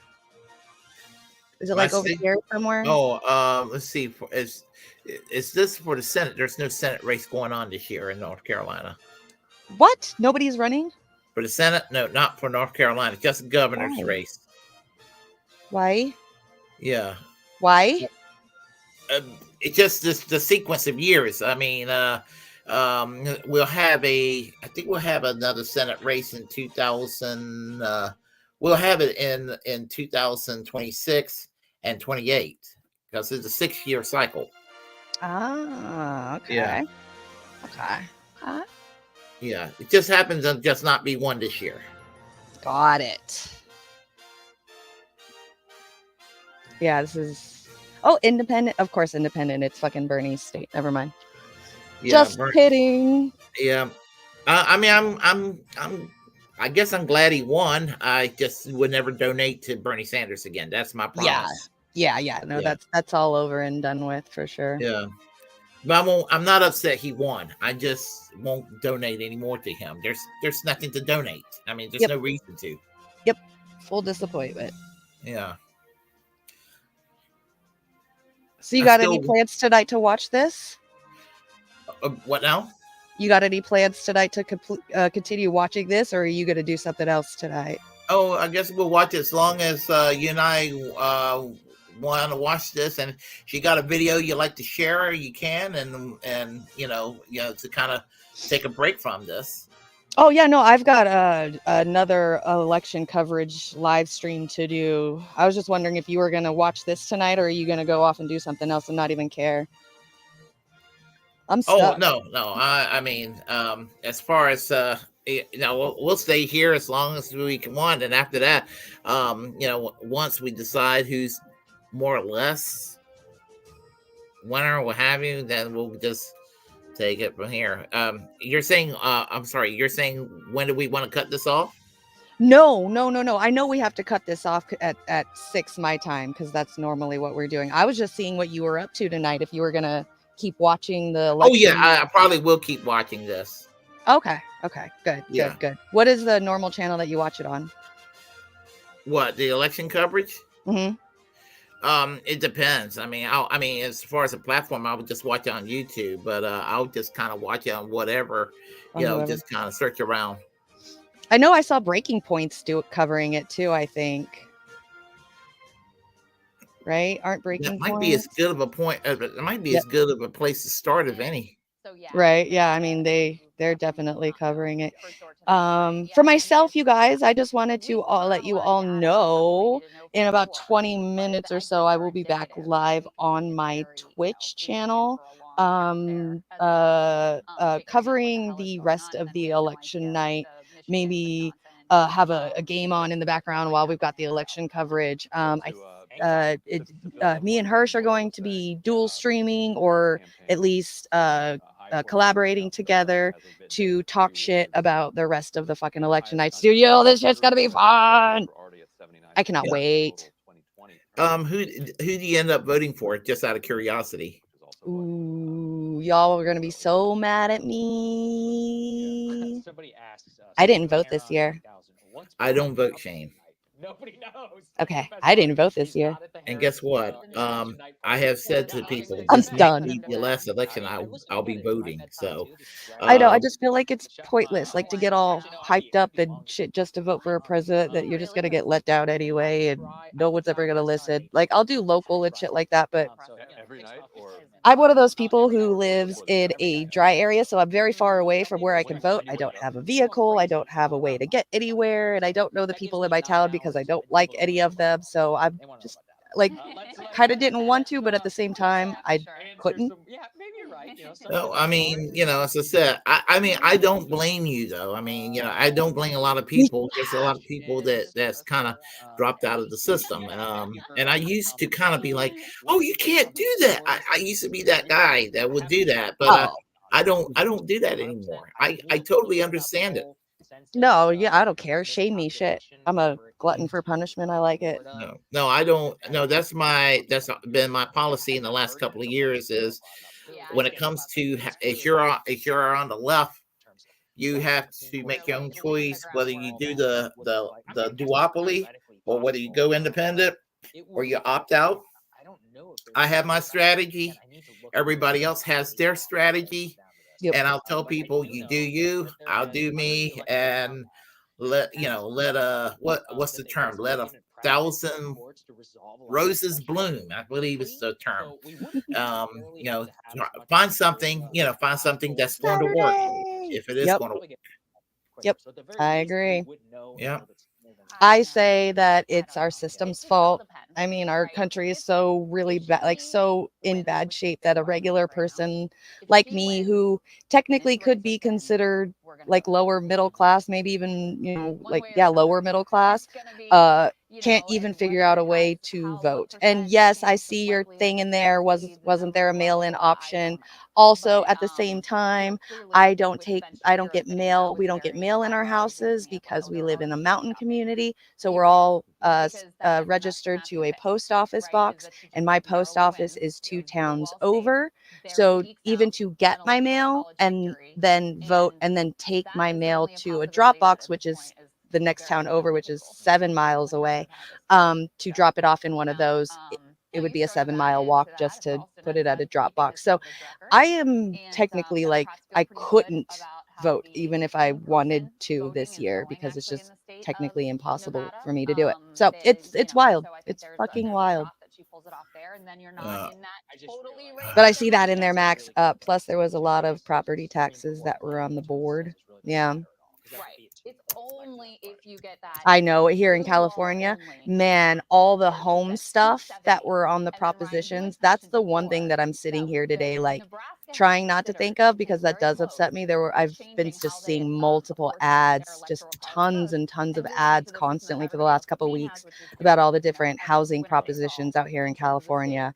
And yes, I am kind of upset because I usually can tell like the manipulation tactics in a lot of that, and I don't get to be able to vote and, you know, do all that. Like, yeah, but I mean, I've been kind of down and out on politics the last, like, you know, for a while now. So, I mean, I used to take all the propositions, do full research, and then make an informative videos on each of them, like, years ago. So I just need to get back into the flow of all the stuff that I love to do. So I've been so I just got to get back into all of it. Where'd Willie go? Willie just fucking leaves me. What's up, everybody? It's me. You guys go check out my Twitch channel. Since Willie's not here, I'm gonna plug myself in really quick. Go check out my Twitch channel right here. If you look at this right here, Deep Dish Jimmy, go give me a follow.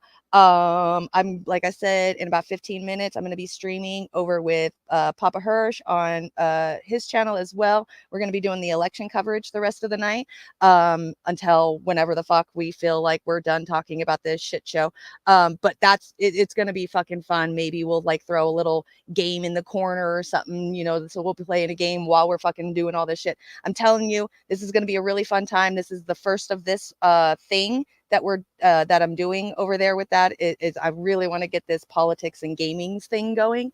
So and Hirsch really enjoys gaming and politics too. So we're going to collab with that tonight and do the very first of it. And I think that that's going to be a lot of fun. You guys are going to have a blast. I'm telling you, we got some shit.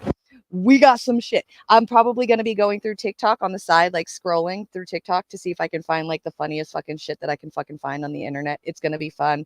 We're going to have a blast. Like I said earlier, like people are already bringing like gasoline into the voting booths and shit like that. Like it's already been fucking nuts. What's up, Danny? Let me say hi to the chat too. Max, I already talked to you. Danny, what's up? Hirsch, what's up? Saturday, what's up? Desert Mantis. Thank you for earlier I saw that you would from not for. Thank you for fixing that for me. I appreciate you. I see you noticed that. Y'all weren't supposed to notice that shit. All right.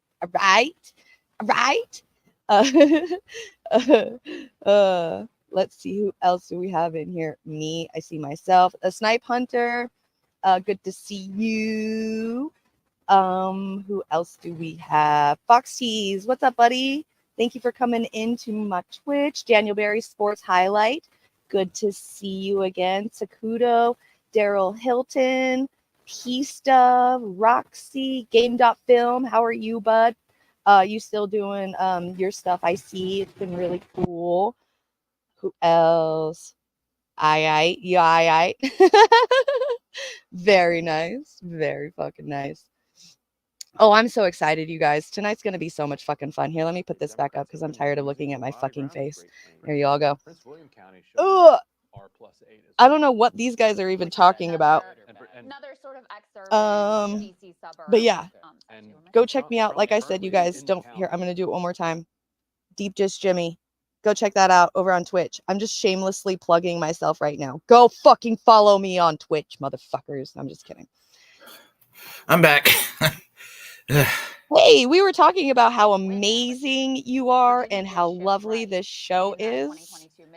Oh yeah, yeah, yeah. I was just being tortured by my dinner tonight, so something What are you didn't getting agree. for dinner? Yeah, that's right. I went to Wendy's. Okay, not a good. You have Wendy's in there right now for you? No, I went to Wendy's just shortly before the live stream. 269. And you haven't eaten it yet? No, I've already ate it, but it Okay. didn't agree with me. Oh, no. Yeah. Okay. That's not good. Wendy's is delicious. No, I mean it's delicious, but it kind of affected me a little bit, I think. Thank you, Cookies. Go follow me right now. Go fuck your mother. So I'm back. All right, welcome Yeah. back. Welcome back. All right, we're gonna have to hop off of here here in a minute. I gotta get set up in my OBS setup for the next stream. So I already shamelessly plugged myself in while you were gone. So would you like to shamelessly plug yourself in? Oh, yeah, I'm Willie Bragg, the host of the Willie Bragg Show, and welcome to the live stream of the election night coverage, and you know, and so I'm here tonight, and we're going to be looking at the election night results, and follow me on YouTube, follow me on Twitter, and follow our channel Bragglands on Twitter, Twitch, and YouTube. That's So, right. Bragglands with 2 G's. 2 G's, exactly. That's right. Do it, or else Hirsch is gonna make fun of y'all. Are you gonna stay on here and watch the elections? Yes, I'm Oh not my going God. anywhere. You're a fucking legend. All right, I have to go to get ready for my other stream. Okay, Let me feel take free this. to come back. All right, you got it. Absolutely. Shit, we might just come in here and I'll be in my OBS. So I already tried to do that. I was wondering if I could bring you into the stream with us too. So I try to see if StreamYard would take my OBS camera, and it wouldn't. So we might just pop in your chat and come and say hi to you and shit for sure. Oh, no problem. But Here, let me change your brand so you have your brand as well too. There you go. Look at you. You're fucking good to go, buddy. all right, All there right. you go. All right, you guys, have fun. Don't forget, check me out on my Twitch, Deep Dish Jimmy. Remember it, love it, put it in your fucking brain. All right, I'm out of here. Stay high, free Palestine. As Papa Hirsch always says, love, peace, chicken grease. I love you all. Goodbye. Take care, Jimmy. See you Bye, later. Willie. Bye. Bye-bye. All right. Leave. So anyway, so tonight we're gonna continue with the coverage of the we're gonna continue the coverage of the election, but we'll go ahead and take a quick break, and we'll watch some videos in the meantime. So I watched this last night from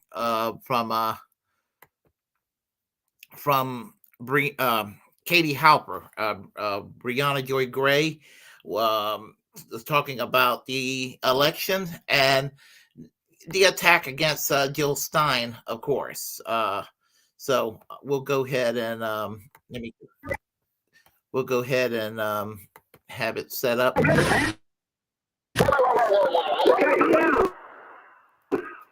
So I want to go back to the point you were making, Bree, and I want to ask you, Fuad, your thoughts on this, because I mean, maybe it's cowardly of me. Maybe I haven't really fully thought out what the process would be like, but I do say, like, don't blame it on Jill Stein. Don't blame it on Jill Stein voters.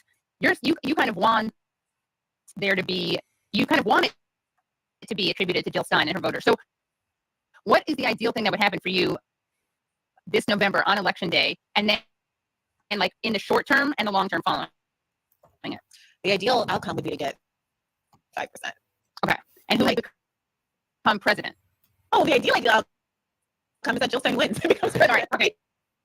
But on the off chance that she doesn't, between Trump and Kamala. Oh, well, that's between them. Okay. Kamala had an opportunity to win votes that are people who are kind of politically aligned with me. If she chooses not to do so, that's on her. What Trump does is none of my business. Me and nobody I know has any interest in Donald Trump. He will never be able to earn our votes, so it's kind of irrelevant. It's Kamala's to lose, and if she chooses to lose it, then she's served one positive purpose. She's plunged the country into disarray, but she's served the purpose of demonstrating the utter fecklessness of the Democratic Party. Okay, so then what happens? So let's say we wake up and Trump is president. What happens next? How does that, and this is not me saying like, this is not a rhetorical question. Does that improve, like, does that potentially lead to something better than the two-party system status quo that we have now? And if so, how? Lead a lot of unscrupulous Democrats who are manufacturing consent for genocide to suddenly have permission to say, oh, the thing that is happening is bad. Right. Because now it's no longer got electoral implications for saying the truth. And eventually it will become Donald Trump's war. I'm sure it'll be pussy hats and marches in the streets in protest of it. I also think there's a non-negligible chance that Donald Trump might actually bring the siege to a close faster than Joe Biden, not because of the goodness of his heart, because he was big about Palestinians, but because there's some indication that Netanyahu is trying to avoid any kind of denouement because it helps Donald Trump. You see these arguments all the time. Donald Trump says, well, I would just be firmer. They have to wrap it up again, not out of a sense of humanitarian need, but because I think there's an understanding that even among the Republican base that don't want America spending money on this endlessly. I think it's possible. I think the important fact here is that it's hard to imagine. Look, everything can always get worse, but when you're at the level that we're at right now, it feels deeply cruel to say, oh, there could be someone worse than Hitler. There could be someone worse than Hitler, I guess, but I'm not going to vote for Hitler. Like there could be a numerical difference. It could get worse numerically, let's say. Of course. And here's the question that never gets asked of the other side. How does voting for Kamala, how does Kamala winning change the status quo? Mm-hmm. How does Kamala winning in the war? She committed, I just saw it on Twitter again this night, to not diverting from Joe Biden's policy on Israel. How does Kamala winning and then another Democrat winning and another Democrat winning, another Republican winning, another Democrat winning for the rest of all time for 100, 200, 300 years do anything to change the status quo in Israel and America and any part of the world? Answer that question. Right. They're so used to their answer of lesser evilism working that they don't even think that you have to answer that question that you're posing. I think that's not even a thing for them, right? They're just like, oh, well, that's an idealistic, that's utopian, but Trump would be worse, or or the Supreme Court. Like, I don't even think they feel any pressure to answer that question. No. And this is what's so crazy. And again, I get into this in my radar that'll be out. Sorry, in my debrief that'll be out tomorrow. Yeah. But I look at, Mehdi Hasan did that monologue like a week or two ago where he specifically was mad at Muslim voters who are saying, I'm going to vote for Jill Stein, and specifically got, I think, triggered by people who he was mad at you too. Well, yeah, this was another story. Yeah. But at one point in the monologue, he says,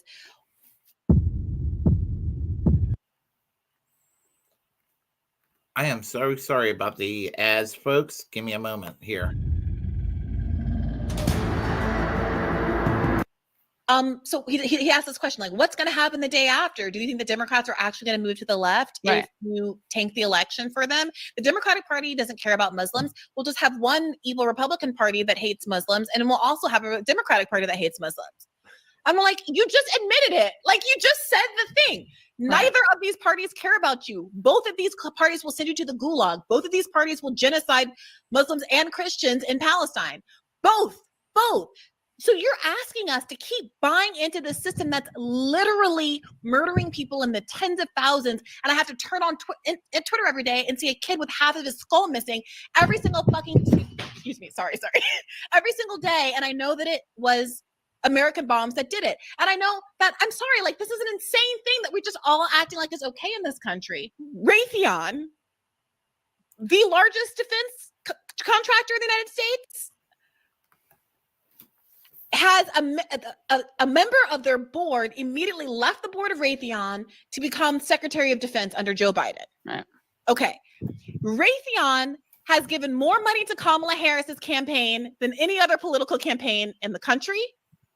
Raytheon makes the bombs that comprise Israel's Iron Dome. 2 weeks after October 7th, the CEO of Raytheon is on CNBC or whatever, talking about how we've had a banner year already because of Ukraine, but things are looking even more up because of all of the weapons that we're going to manufacture for Israel and to re-up its stockpiles for the Iron Dome. Like, the incentives are right there in front of your face. So sitting there and having these like progressives who should know better, having these inane conversations about, oh, well, Kamala's here and she's softer on Palestine and she doesn't seem to hate Muslims the way that Biden does. Yeah. So things are going to get better. Even if Kamala in her little hearts of hearts was deeply sympathetic and like cries herself to bed at night in her silk bonnet, it doesn't do anything, because she is not allowed to be president of the United States of America. She is not allowed to be anointed without a primary and put into the slot and set up for what she's been set up for, unless she commits to the donor class, to the deep state, to the military industrial complex. These are the rules, and they weren't invented yesterday. So people who are ostensibly on the left, like Mehdi, who are even for a second entertaining the idea that there'll be anything under the sky. It's even worse. Mehdi doesn't even really entertain that there's going to be anything different under Kamala. He's just like, oh, something on the margins will be better. So he literally refers to both candidates in his own monologue as genocidal. There are two genocidal candidates, and he's literally asking you to vote for one of two genocidal candidates instead of trying. I don't know what'll work. I don't know what's going to happen with the Green Party, but I know what the status quo is, and that is fundamentally not working. And that we have to at least try to raise consciousness around the idea that the status quo is absolutely unacceptable and cannot be pushed and cannot be changed. And the two-party corporate structure is fundamentally flawed, cannot be reformed, and we should not rehabilitate it by pretending otherwise. Okay, Fuad, what do you say to that? Yeah, I mean, it's hard to follow that up. I mean, Yeah. Brianna makes the case so strongly and has been making the case for a while now. I remember even before Biden was, an architect of a genocide, you were making this case very principled, very strong and very convincingly, right? The thing that I would say that is sort of missing from the conversation in general that we haven't mentioned today is like when Biden was still the candidate, right? And there was this pressure campaign of the uncommitted movement, and we saw his poll numbers tanking and him losing because of what he was doing in Palestine, but also just in general because he was not popular, right? There was a pressure campaign that got him pulled out, and suddenly Kamala gets put in, and suddenly her poll numbers are winnable again, right? And so we saw a case where someone is pressured, things change, and suddenly there's a chance to win. And in that moment, a lot of people in my life, I'm a cynical person. So a lot of people in my life, though, and a lot of Arab Americans that I know were, hopeful that this switch would bring about a different stance because Biden was just so massively unpopular, because the uncommitted movement was specifically targeting his Gaza policy, right? And that was a hope at the time. And Kamala since then has at every turn shat on every possibility of that change, right? So it is a difficult thing. The election isn't today. I mean, a lot of people are voting early now, but the election isn't today. She could still theoretically change her rhetoric. It's too late for a lot of people. It was too late the day that she took this position as the nominee, which again was an anti-democratic process where no one got to make their voices heard, where we put, I think, the weakest candidate forward. I say we as if I'm part of the Democratic Party, but they put forward, I think, the weakest candidate who is tied to a Biden administration that is massively unpopular, that is tied to this genocide, right? So, and now to see her adopting again this Cheney strategy of let's pull from the right, as opposed to the left, it completely debases any sort of hope that people had. So I really do struggle to, like Brianna said, to blame anyone. And I'm speaking from personal experience today, watching Jill Stein speak about Gaza in the terms that she does, to see my humanity as a Jewish person who says that her Jewish values are the reason that she can't stand by this genocide, right? In the same way that Katie, you speak out so effectively and reach so many people. That is, so impactful to see in a world that has completely blocked out, not only blocked out that opinion, but punished people for speaking out against it, right? To compare someone like Jill Stein, who has gotten arrested for protesting and been brutalized for protesting this genocide, to compare her to Kamala Harris, who this past week was in one of her media interviews, she specifically stated that, she spoke her line about Gaza and the people that have been massacred there, the innocent civilians. And then she said, And I can't remember the exact terms, so I don't want to be misquoting quoting her here, but she said something along the lines of the worst thing of the past year, the most like tragic was October 7th. Right. So that was her in literally saying it out loud, saying the quiet part out loud, that Israeli lives matter more to her, right? And for I just want to go and interrupt just for a brief moment. This is sort of giving us a break from the election coverage.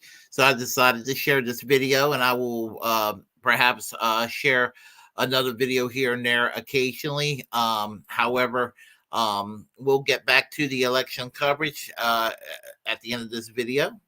Just thought I'd let you know.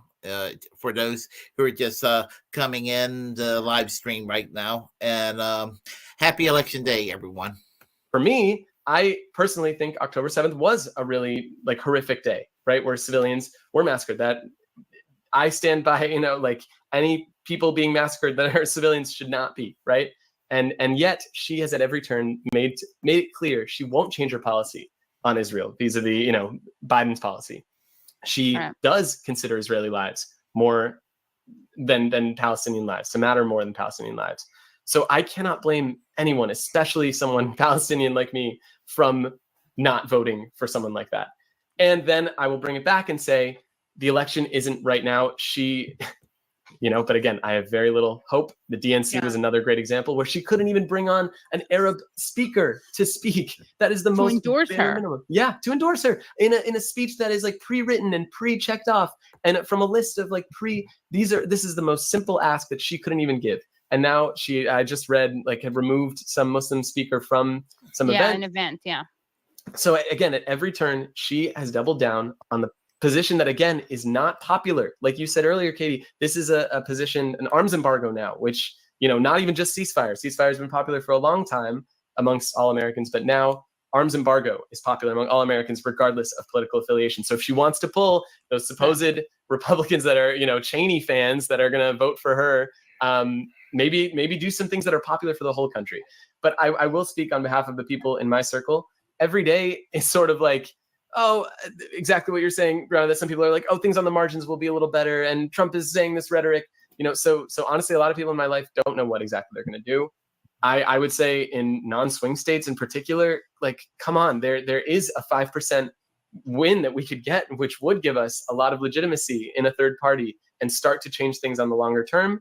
That feels very reasonable to me, and it sends a message to the Democratic Party. But again, I think a lot of Arab Americans are torn and so hopeless, to the point that, like I said at the beginning of the episode, and I'll close out with this, the fact that there are polls that are showing that there's Trump support, significant Trump support among Arab Americans, is very depressing, but also shows the position that a lot of us are in. We're so hopeless that even is being considered. I would say to anyone out there who is considering that a vote for Trump, I think he's shown in his past term that he is not an anti-war candidate. He, increased the drone war, which is impressive because Obama increased it a whole lot himself, right?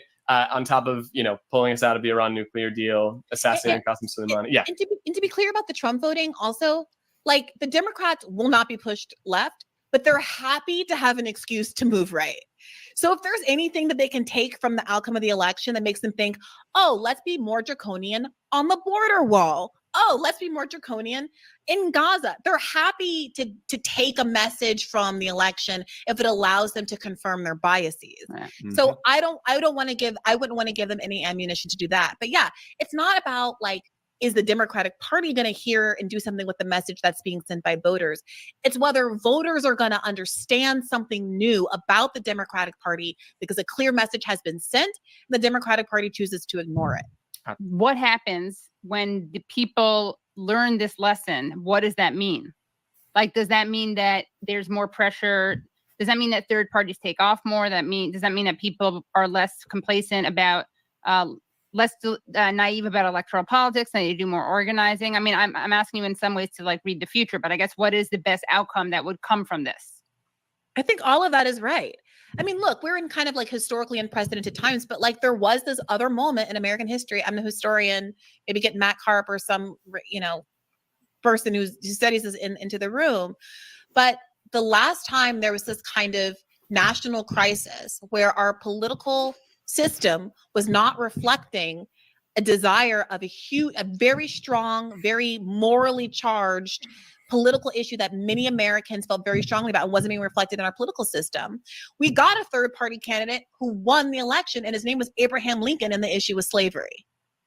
So I'm not saying this obviously doesn't happen frequently. That happened that one time, 170 years ago or whatever. But the point of the math, sorry, don't check my math. I don't want to think too much about that. 50, I don't know. The point is that sometimes it has happened. And the alternative is just not viable. The alternative is not okay. It reminds me of the arguments about Palestine itself and what the expectations are for Palestinians to just sit and survive and suffer and be killed and be starved and be the victims of Israel's violence in perpetuity because somebody said that resistance is not allowed.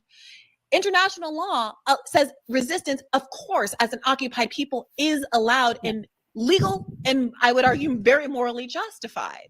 But they want the American public as a whole to similarly be in the situation where we're held hostage by a political system that's going to keep large swaths of the country immiserated. And thank you for mentioning, Fuad, this point that this is not the first time that I've made this argument. I am grateful that if anything comes of this horrific humanitarian disaster in Gaza, it's that more and more people are waking up to this argument.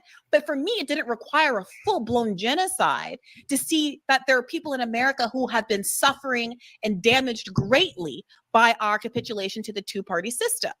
And it should not take, frankly, I think there's the party that's disgusted by the fact that it's taken some people a genocide to get to the point where they're willing to stand up against the Democratic Party and not 60,000 people dying every year from a lack of health insurance, for instance, or the huge numbers of homeless people and financially insecure people and people who are being bankrupted by cancer diagnoses and people who are dying preventable deaths because of environmental pollution and all of the things that we know are happening in this country. I actually think that the argument, I get that it's morally repugnant, but the how can it get any worse? It's already a genocide argument is flawed. Not morally. I understand it morally, but I actually think I could imagine where a lot more people are killed. Yeah. And a genocide, obviously a genocide is already a genocide. And it's, it's beyond comprehension. It's evil, right? But maybe there could be a genocide that was killing twice as many people. What I do know is that people should not be, regardless of who you want to win, if you really think that Trump is an existential threat, you should be doing everything you can to get Kamala to do the not just moral thing, but the electable thing on this. And you should also, if you care more about Trump being defeated than you care about your feelings, you, of course, would not be running around antagonizing people who are not just obviously, maybe you think there's no risk in antagonizing people who've already said they won't vote for Harris. But, there are people on the fence who see that. And I think they'll see that and they'll be disgusted by that, because why are you angrier at a young person or an Arab American person or a progressive of any background saying, I won't vote for genocide? Why are you angrier at them than you are at the person who is vowing to support this genocide? So they're fully just not even trying to get our votes. You can't be mad we're not voting for you when you're running around fist bumping Dick Cheney and expressing complete and open contempt for your own base. Absolutely. I'm almost logged off the StreamYard by mistake. But anyway, I just thought that we do a little bit of a break right there with that. And so we can just, and we can go back to the election coverage and see where everybody stands right now. So let me go. Actually, let's go to C-SPAN. I think C-SPAN's probably the place to go for the coverage. Let's see. We're watching. Are we watching? Is it? Let's see. All right. Electoral College. Okay. Yeah. Okay. That we'll use that right now for the time being. So, I just found C-SPAN. So we'll go ahead and and we'll so far Trump has got 137 electoral college votes, and Kamala Harris has 99. So this is what it's looking like so far. And North Carolina, where I'm from, is leaning red, and and the states that are red are the usual reds, and the states there's some states that they're going surprisingly blue. I'm surprised that Kansas is on the pale blue side.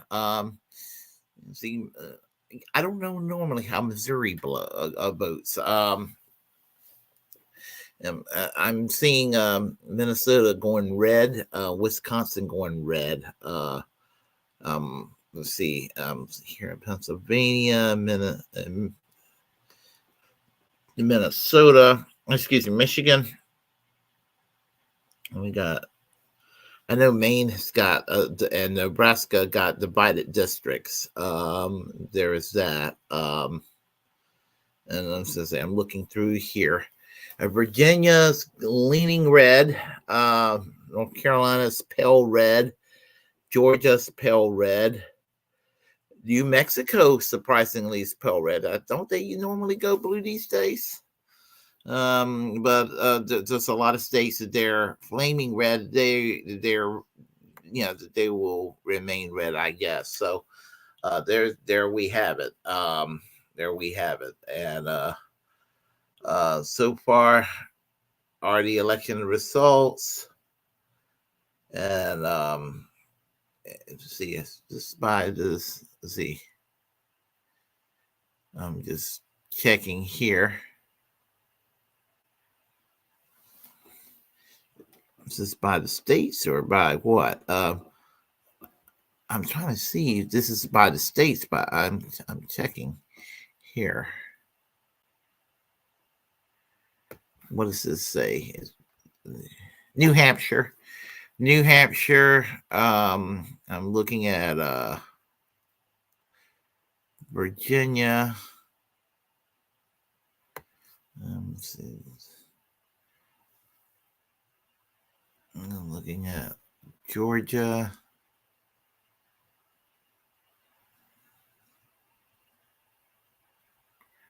North Carolina.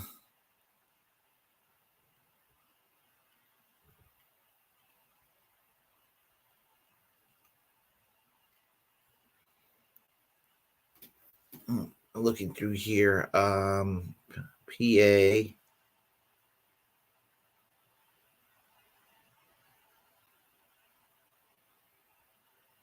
Michigan.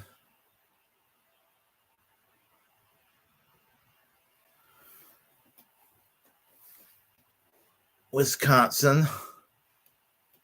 Oh my.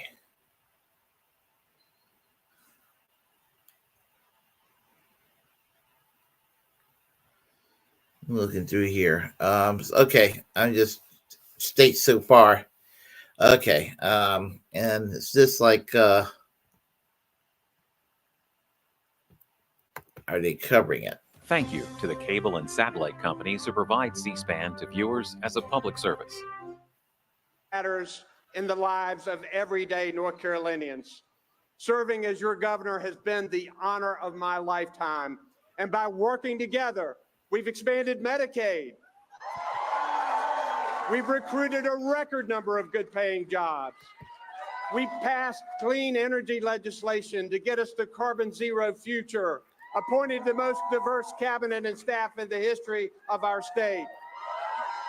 And we stopped a lot of bad legislation and so much more. I know what it takes to do this job.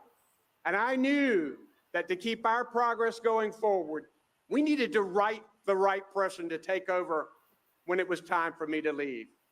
We needed a person with integrity and grit. We needed a person who will work with anyone to get the job done. We needed a person who will never back down from doing the right thing.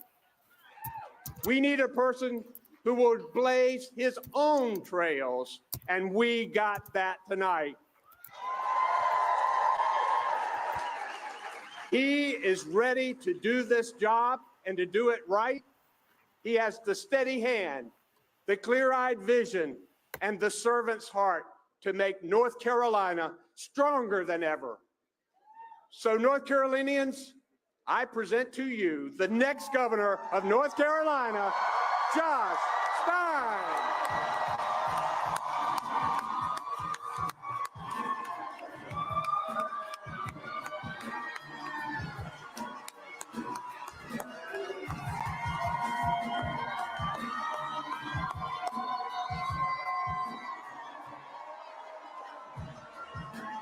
North Carolina!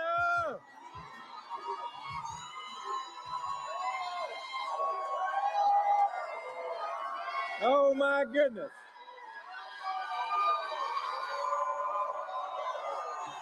Thank you. Thank you. Thank you so much. It is a treat to be with you. Thank you, Governor Cooper, for that very generous introduction. And thank you, North Carolina. Tonight, the people of North Carolina resoundingly embraced a vision that's optimistic, forward-looking, and welcoming. A vision that's about creating opportunity for every North Carolinian. We chose hope over hate, competence over chaos, decency over division. That's who we are as North Carolinians. And I am so honored that you have elected me to be your next governor.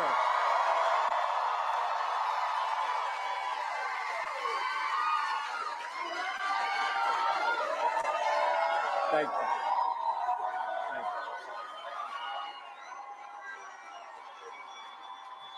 Thank you.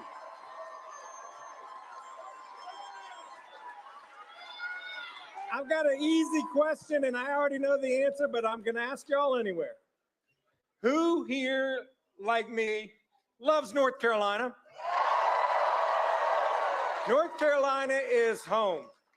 Home to remarkable natural beauty. Home to small businesses and Fortune 500 companies. Home to some of the finest universities and one of the best community college systems in the nation. And we are home to the best people. As we celebrate tonight, our hearts are with the folks of Western North Carolina who are still struggling. Hurricane Helene swept in devastation, destruction, and darkness. But the goodness of North Carolinians shone through. Neighbors helping neighbors, people dropping everything to lend a hand. And by the way, none of those folks cared whether the person they were helping was a Democrat, a Republican, or an independent. They just showed up because that's who we are as North Carolinians. And we will show up for the people of Western North Carolina to help them rebuild safer and stronger than ever before.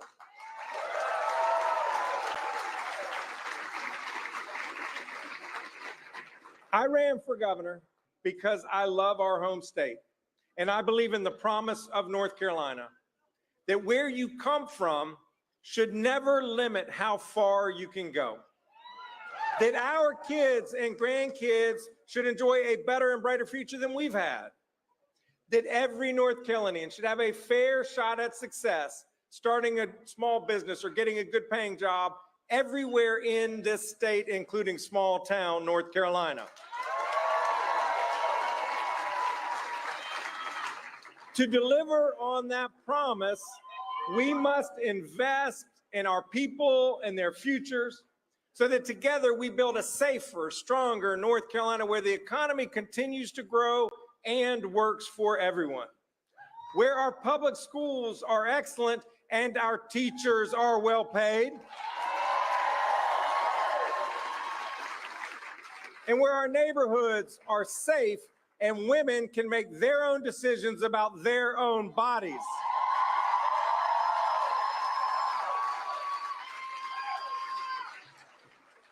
Just like rebuilding Western North Carolina, these issues, good jobs, strong public schools, safe neighborhoods, and personal freedoms are not partisan issues. They are North Carolina issues. We have big challenges ahead, but we have even bigger dreams to realize. We can cut taxes for workers so you keep more of your own money. We can pay teachers what they deserve and open up doors of opportunities for our children. We can expand career and technical education because you shouldn't have to go to college to provide for your own family. To build this brighter future, we must put aside our differences and work together. We must reject the politics of division, fear, and hate that keep us from finding common ground. We will go further when we go together, not as Democrats, not as Republicans, not as independents, but as North Carolinians.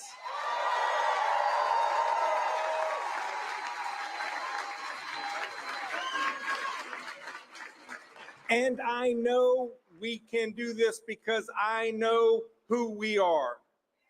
I have met so many inspiring people across this state. Debbie and Cornelius, who tragically lost her son to fentanyl and is fighting to protect other families from that same fate. Lauren, a teacher in Greenville, who digs into her own pocket to buy school supplies for her students to give them a better chance.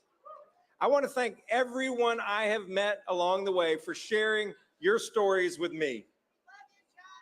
And to the thousands and thousands of people from every corner of this state who helped to build this campaign, I am forever grateful for your support. Thank you for believing in the promise of North Carolina. And if I didn't earn your vote in this election, I hope to earn your trust by working hard for you as your governor. I pledge to listen and work across party lines to do what's right for North Carolina, because no person or party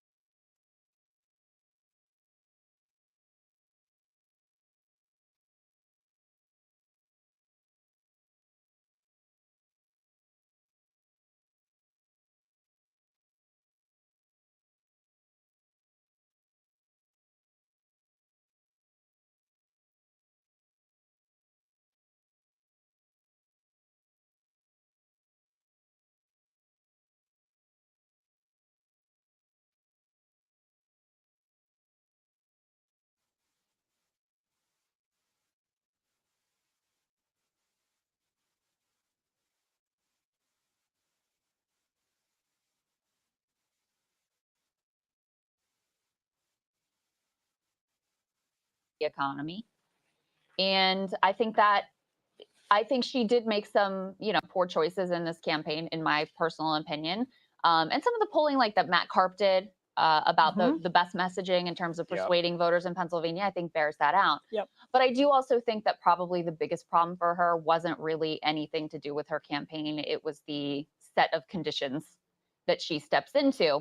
Hmm. And then to Ryan's point, you know, she exacerbates that by being too afraid to really break with Biden on anything significant and really distinguish herself as, I will be the change candidate. Here's how I'm going to deliver for you. Now, they ran massive numbers of ads on their economic platform.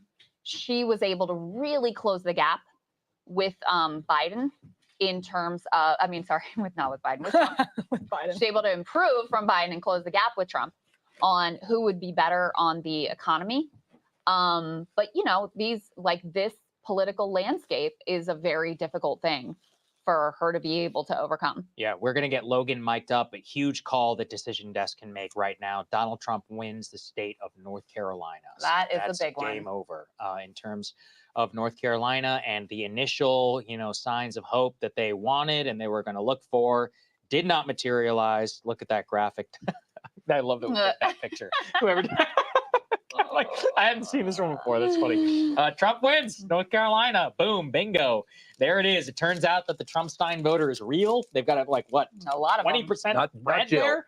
Not just real. There's a ton of them. Not Jill Stein, Josh Stein. Yeah, Josh Very Stein. confusing. Not Jill Stein. The Exactly other Jay right. Stein. Pretty well. So Logan, are you mic'd? Are you ready to go? Yeah, well, it turns out that voters don't like Nazis or self-proclaimed Nazis, even if they do it on porn sites. So Porn Nazis is the technical term. yeah. So that didn't go well for Mark Robinson. Just to get on this earlier conversation. Mhm. Yes. I think we lose context sometimes because it was a while ago. Well, Harris came into this campaign running through a hurricane with terrible favorable ratings, down a lot in the polls, in a climate that isn't just limited to the United States. Across the world, post-COVID, incumbents parties are struggling. But, people are, it's not just a post-COVID economy, right? For all these countries like the United States, like France, like the UK, that have seen generations of economic growth where people's lives were fundamentally better off than their parents' lives were, than their grandparents were. There's this expectation of it continuing, and it's just not happening. Like, the growth is just so slow. You see people more and more looking for extreme options, right? Something outside the norm, it's usually the far right, and that's what it's been in the US through our primary system. That's a really hard thing to run against when people are deeply unhappy with the status quo. And the fact that she went from so far down to making this a razor-tight race, which, hey, she could still win. Mm-hmm. I actually think she's run a good campaign. I genuinely do. And I know that's not what we're supposed to say in this situation when we see a candidate who who is the underdog, but sometimes you just have a rough hand to play. Yeah, look, I don't disagree with the word you said. We talked about it on our show. Crystal, weren't we saying, you were like, what's the meta narrative if Kamala loses? I'm like, I don't really know how much of it had to do with her. I think Biden probably lost Democrats the presidency back in 2021. Inflation, Afghanistan, people were pissed. He didn't step up. Then he has this dementia that he drags us all through, this national nightmare up until the debate. Then after that, forces Harris to the top of the ticket. No primary. I mean, any stress test and anti-fragility that's supposed to exist in the democratic system is not allowed to work. And she has to just take the campaign and then roll it, for 100 days and try and pray to win. So yeah, there's some individual decisions that we can nitpick. A lot of this is on Joe Biden, in my opinion. Yeah. I don't think much of it has to do Joe with her. Biden and the Democratic Party. Yeah, that's for right. There's Blocking the big D having a Democratic democratic process Right. by which, she would have been strengthened and there would have been input from voters to be able to select who they wanted as a nominee versus this, rushed backroom deal, which is what they ultimately ended up with. So yeah, I think all of those things end up being really critical and really significant. She she ran a fairly let me say one thing, because we're right now we're kind of assessing this like it's over. It's not over. That's right. And I want to say there is some analysis that she does seem to be holding up pretty well with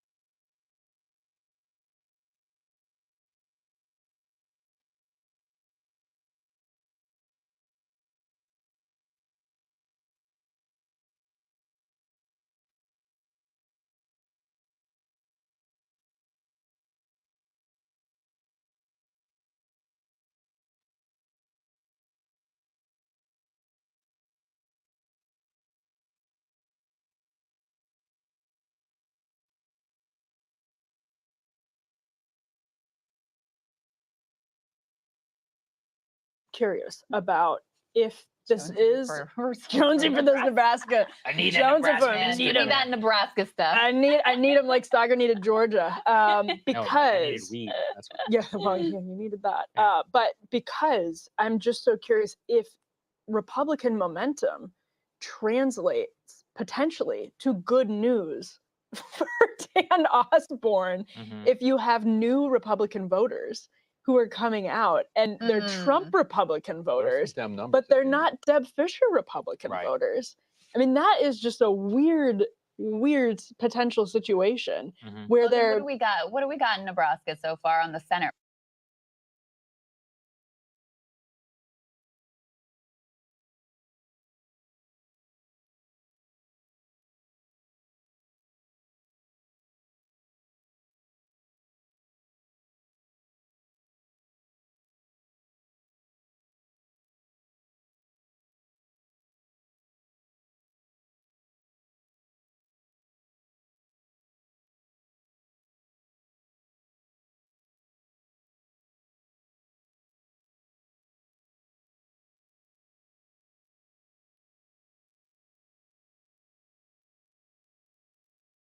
Race. They're splitting tickets, right? So they're splitting tickets, voting against Mark Robinson. I mean, I don't know. Yeah, Like, we got some specific stuff going it on. could be something interesting here. Only 20. Okay, It's only very 20 early. Yeah, it's too early. And in fact, I think this must be like the mail-in ballots because the whole state looks pretty good for Democrats right at the moment. We know that's not going to last. But yeah, that race is one. I always, at some point in the night, I always knock over Inevitable. either my hairspray or the jar of lip gloss that I have down there.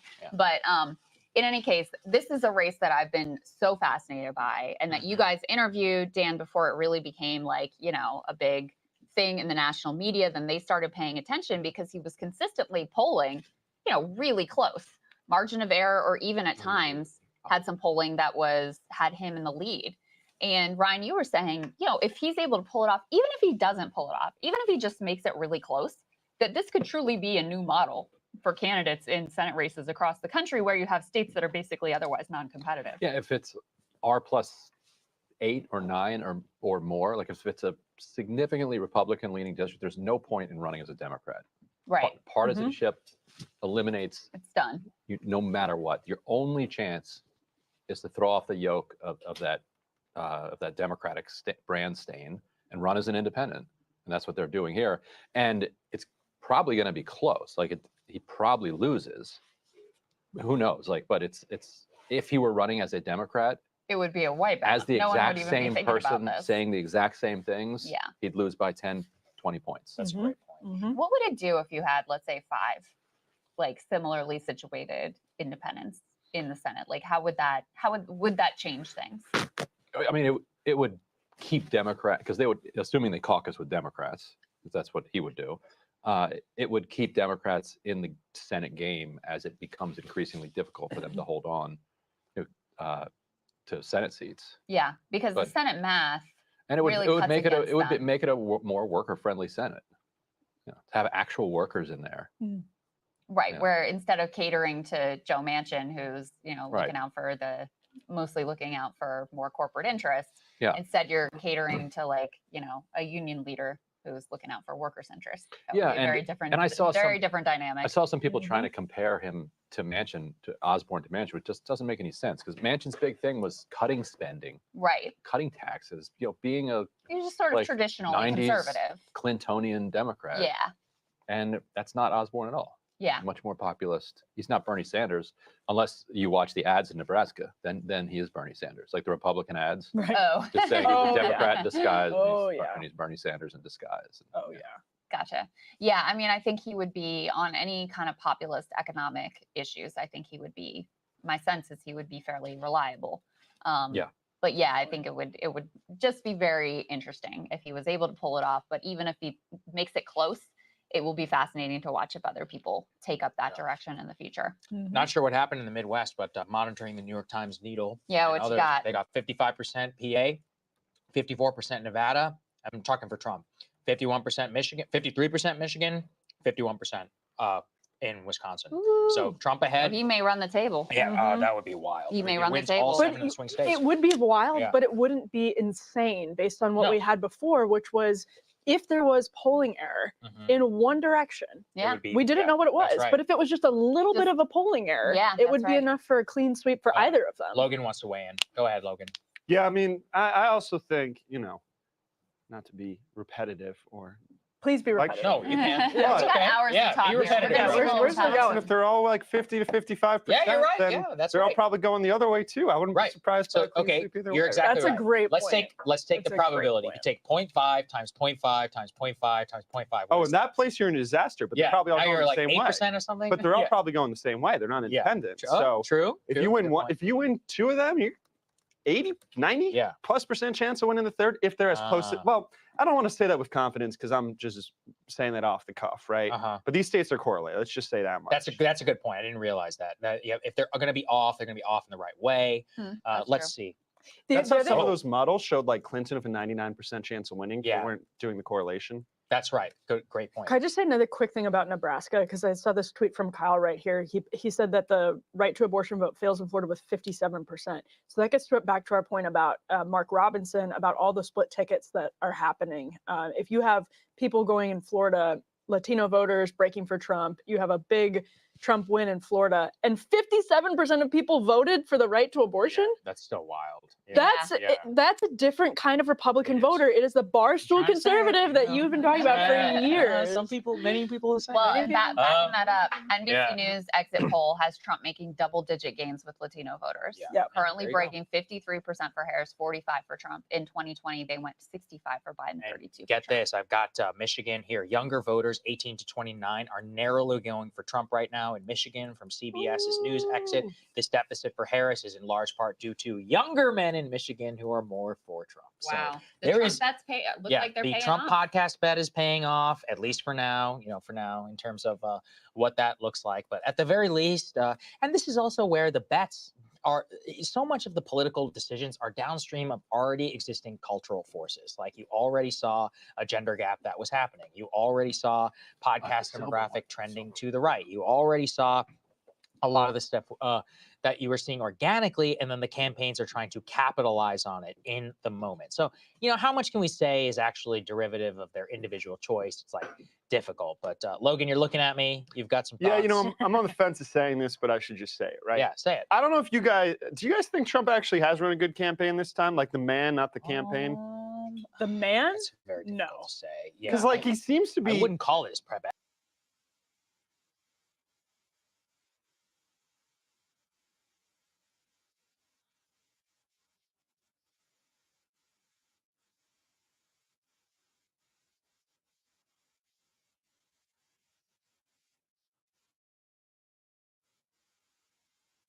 Election results are flowing in. Former President Donald Trump wins Florida, Texas. If we go down, there was a graph or something that showed. What are we looking Oh, at? here it is, we right go. here. Here's the one from 2 minutes ago.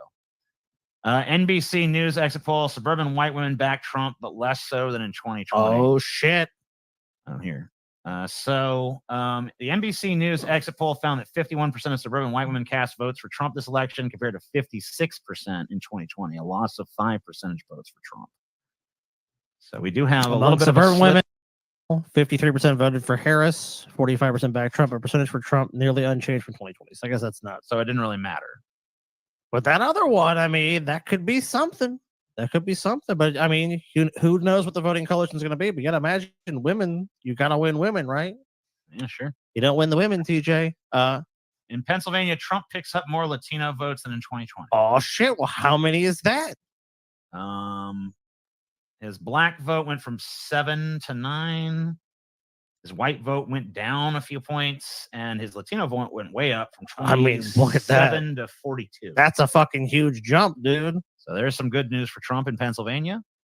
Look, doing tremendous in Bad news Pennsylvania. slipping with the whites. That was your fucking that's supposed to be your bread and butter, bro. And that is bread, butter, stew, and beverage. Yeah, to that's wash everything. it But down. maybe the Latino is going to make that up. I don't know how heavy the Latino population is in Pennsylvania.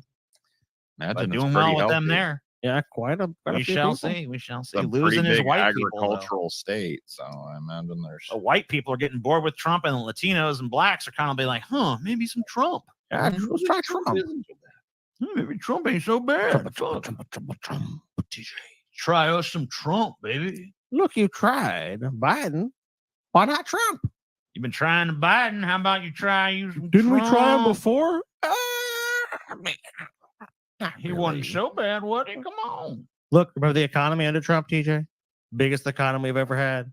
Biggest, look, the biggest, TJ. Super big. The tallest, the strongest, the most economy was beautiful. huge. Look, I looked at the economy back then, TJ, and I Huge, said, this Daddy. economy is beautiful. I'd make love to this economy, TJ. Right now, the That's economy. a sexy ass economy. Right now, the this guy. economy, TJ, I wouldn't even take. Look, I'd make an excuse. I'd leave early. I wouldn't even fucking. I leave. If they said they want to take me home, I'd say, look, I've had an experience. I no wouldn't longer even find myself fuck with that attracted economy, man. to those economies. I'm not attracted to economies. I'm attracted to the opposite. What's the opposite of economy, TJ? I don't know. Bartering. I'm attracted to. I'm a barterer now. I'm sorry. Goodbye.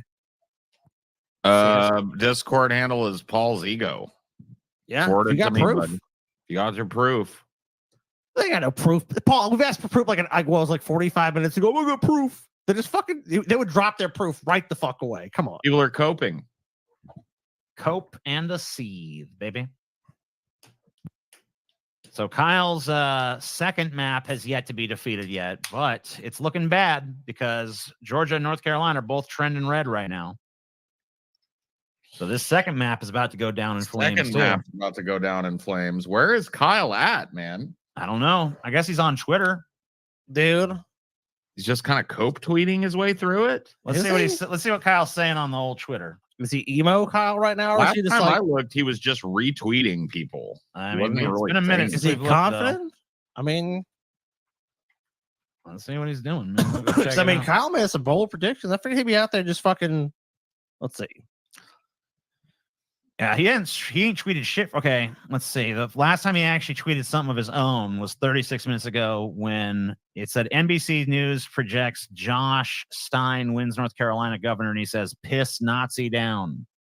Yeah, the black piss Nazi. Right to abortion fails in Florida. Legalizing weed got 55%, but lost because you need 60. NBC News exit poll. National gender gap is 21 points. Blah, blah, blah, blah, blah, blah. He ain't saying much. He ain't saying much.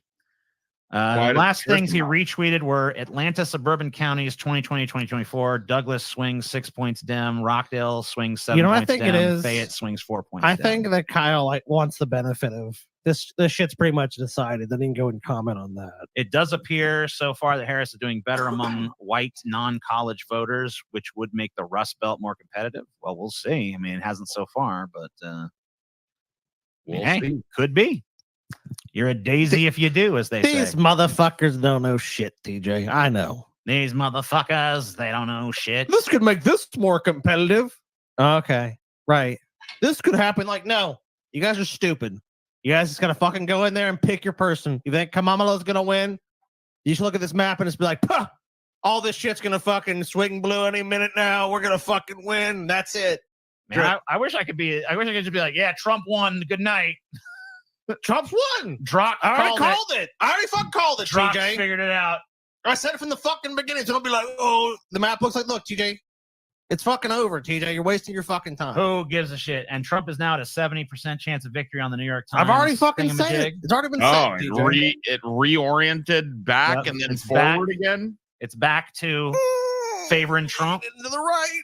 70% now. Kamala, you The need some Kamala big. chance of victory is narrowing and narrowing. Well, baby. Georgia has just been stuck at 77% It feels like all Georgia's been fucking stuck. night.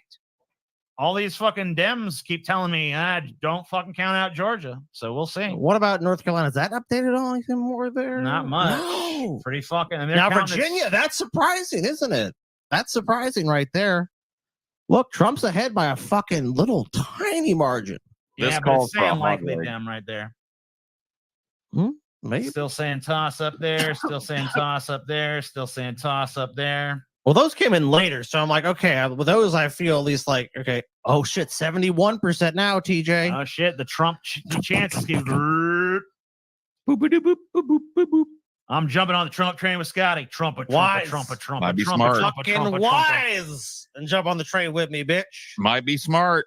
71% chance. Unless you voted Donald for Trump, though, you're going to be in the camp. But I mean, look, at least you can say I'll say you repented. I'll say you repented. But I mean, that's not going to do too much for you because Paul's right. There's a bunch If of crazies. Kamala loses, so. the libs are going to say we should have stuck with Joe Biden after all. Well, maybe we should Fuck have, that man. Joe Biden should know. Maybe Joe Biden be fucking be blue sweep right now, baby. Kamala was the Dude, smarter play. I know for TJ's sure. a teetotaler now, but it makes me sad seeing you sitting all the way over there, Scotty, with no fucking big old joint in your hand, dude. I don't have any papers, dude. When are you and your lovely wife gonna come here to the fucking land of weed and honey? And let I me know, fucking hook dude. you up with a giant. I look forward to it. Yeah. Jank looks miserable. His I'm pretty sweat sure is me and turning TJ into are tears. coming Is there in that true? February, dude. We're coming to I California. don't know if I will be here. We'll see. Damn. Well, if not, we'll then I guess we'll still be there. But we'll Paul, like, I'm no hearing Paul. I'm hearing Jank is looking bad. I don't know if that Hello, person, okay, well, Jank is looking bad. Someone said his sweat is turning to tears. Okay. Oh shit. Whoa. He's blinking a bunch. Well, Trump is, I used to think this was impossible, but I guess Trump proved me wrong. The idea of a single individual totally like changing an entire political party, but Trump has managed to do that, right? Like, I mean, Oh, the yeah. neocons of the Bush He's done it. administration are no longer popular among the Republican electorate. Someone but at the cutting same time, onions. I mean, there are some serious issues that come along with that, right? So just recently, I kind Trump of predicted talking Trump was going to about at a win just by the rally, pattern that of he wouldn't how mind we if never the had a, journalists at the a rally consecutive Demo Repub. Call me delusional, but I suspect a Repub president after 4 years of a Dem prez. We've had plenty of times where that's happened, though. I mean, We've it had- used I to mean, be. Obama I mean, did, yeah. Clinton did. Oh, go ahead, sorry, Paul. Most of the Democratic administrations in history have been two-term administrations. So. Yeah, so it's kind of strange how we're really ping-ponging now. I mean, I get the sentiment though, because you just kind of feel like now in the country, it's like we just like, oh shit, what do? We just swing back and forth wildly, hoping. I mean, not as wildly as obviously any of us really think, but we swing back and forth, and that's why. I mean, look, that's why I was Trump. I mean, look, if Trump had won last time and somehow he could have run again, I'd be like, no, it's gonna be the other guy. It's gonna be the other guy. But now, look, now it's Trump. Biden has failed us. Kamala has she's failed us. Not very exciting. Trump is going to restore us to our former glory. We're going to be there. TJ, are you ready to be I'm restored? Ready. I'm ready, baby. Has this guy got some Polish genetics, or am I kind of tripping on that? I don't know. Polish? Yeah, Polish. What is I see what you mean. Yeah, I see what you mean. You see what I mean? Yeah, okay. A little bit, maybe in the nose. No, look at the whole face, dude. A little bit polished the whole way around.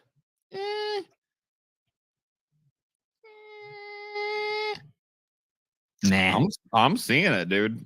I ain't seeing it, man. The Kalashi poll. Oh yeah, TJ, how much you put on Trump winning that, dude? On a lot of what? money. On what?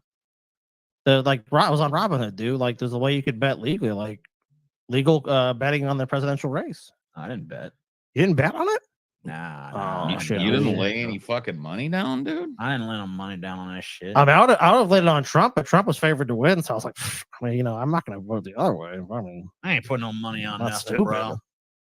You put money on nothing? I ain't putting no money on. You won't make a single shit. bet tonight. I've tried to get you to do several bets. Did you want me to do a single fucking bet? You changed? Did you scared now? Change, bro. You ain't like you used to be, bro. Bitcoin is pumping. Yeah, fuck yeah, it is. I think Trump's gonna win. Look That's like Trump gonna win. Bitcoin pump, baby. Whoa, buddy. Look at this chank. He's a sweaty boy. Oh my God, look at him. Look at him, Scotty. God. Drippy, drippy. As it was prophesied, it has come to pass, Paul. Yes. Drips. Oh, look at him. He is dripping, bro. Let the The drippies. scalp is all shiny now. You can start to see the beads on the scalp. Yeah, bro. Look at it. It's like escaped off his nose. It's up his cheek now. The moisture's starting to run down the nose. The moisture systems. It is intense. He looks moist. You're right. He looks moist. You're right, Speedy Romans. He looks moist all over. Yeah. He's a moist calzone. You could wipe his forehead with like a rag and then and wring out that rag. and Yeah. wring it out, dude. Oh, 100%. You could, Dude, imagine what's trickling down his spine right now, Scotty. Dude, I don't have to imagine, dude. I think every guy's been there. Like, it's like there's under the lights. You're feeling hot and uncomfortable. You feel that trickle. Yeah, it's like, oh, it just rolls down your back to your butt cheek, and you're like, oh, fuck, dude. Right down the crack, too. And then it like stops. Oh, right the on taint, hole. dude. Yeah. And dude, that starts to become like a swamp, dude. The swamp does. is forming. The swamp is fucking forming right now. Oh my God, bro. It is getting fucking sweaty down there. And it's like, please drink. He was this, he was that, excuse after excuse after excuse. So, I mean, your bull in a China shop analogy is a really good one. And I totally get what you're saying, that we kind of hate this China shop. And so that's why you're sending in the bull. But you're right. In that China shop, there's tons of corruption that we want to break. The buffalo in the China shop, Scotty. Oh, you know what happens to the Buffalo China shop? That China shop is fucking destroyed. Destroyed, bro. Leveled. Little shop of China, little shop. Speaking as a Uyghurologist, I'm registering a mirror sheen, perhaps even full forehead saturation, ominous signs. Yeah, we can indeed. only speculate on the full body potential of this. But Yeah, but dude, look at it right in front of you, though, y'all. I mean, this is not. Look at this gentleman here. Not a drip. Not a drip. I mean, not a drop. And he's in a full ass suit with the whole choker and the whole nine, dude. And not even there's not even a moist sheen anywhere on this man. I mean, he's like a desert right now, dude. If you took a rag and wiped his forehead underneath his arms, like you'd be like, oh, we can't even take a sweat reading. Not a hair out of place. I mean, just absolutely like the pinnacle of put together. And then Cenk is just. Yeah, I know why they're cutting to Cenk. Let's put it that way. We're cutting away. The other people agree, dude. This is a Paul. I don't see how you guys ain't seen it. Maybe it's been too long since you've seen me with a beard that's a little trimmed up. This is a Paul right here. No, it does remind me of a Paul. I don't know. I never said it did not. This is a botched Paul. Was that a point of contention? A botched Paul. TJ was saying, I don't see it. Oh. No, dude, I must have been. I must have been ranting and raving or something. No, I definitely. This definitely gives me Paul vibes, dude. And I think look at that beard, dude. That's a Paul beard, bro. That's my color. This is like respectable. This is like respectable Paul, dude. Don't you know that? This is me if I had a pool right here. Oh yeah, for sure. We'll let him get away with it. I don't think that's it's like goes my hero. Yeah, he has the saddened, wizened eyes of Paul. I agree. He looks like he's seen some shit.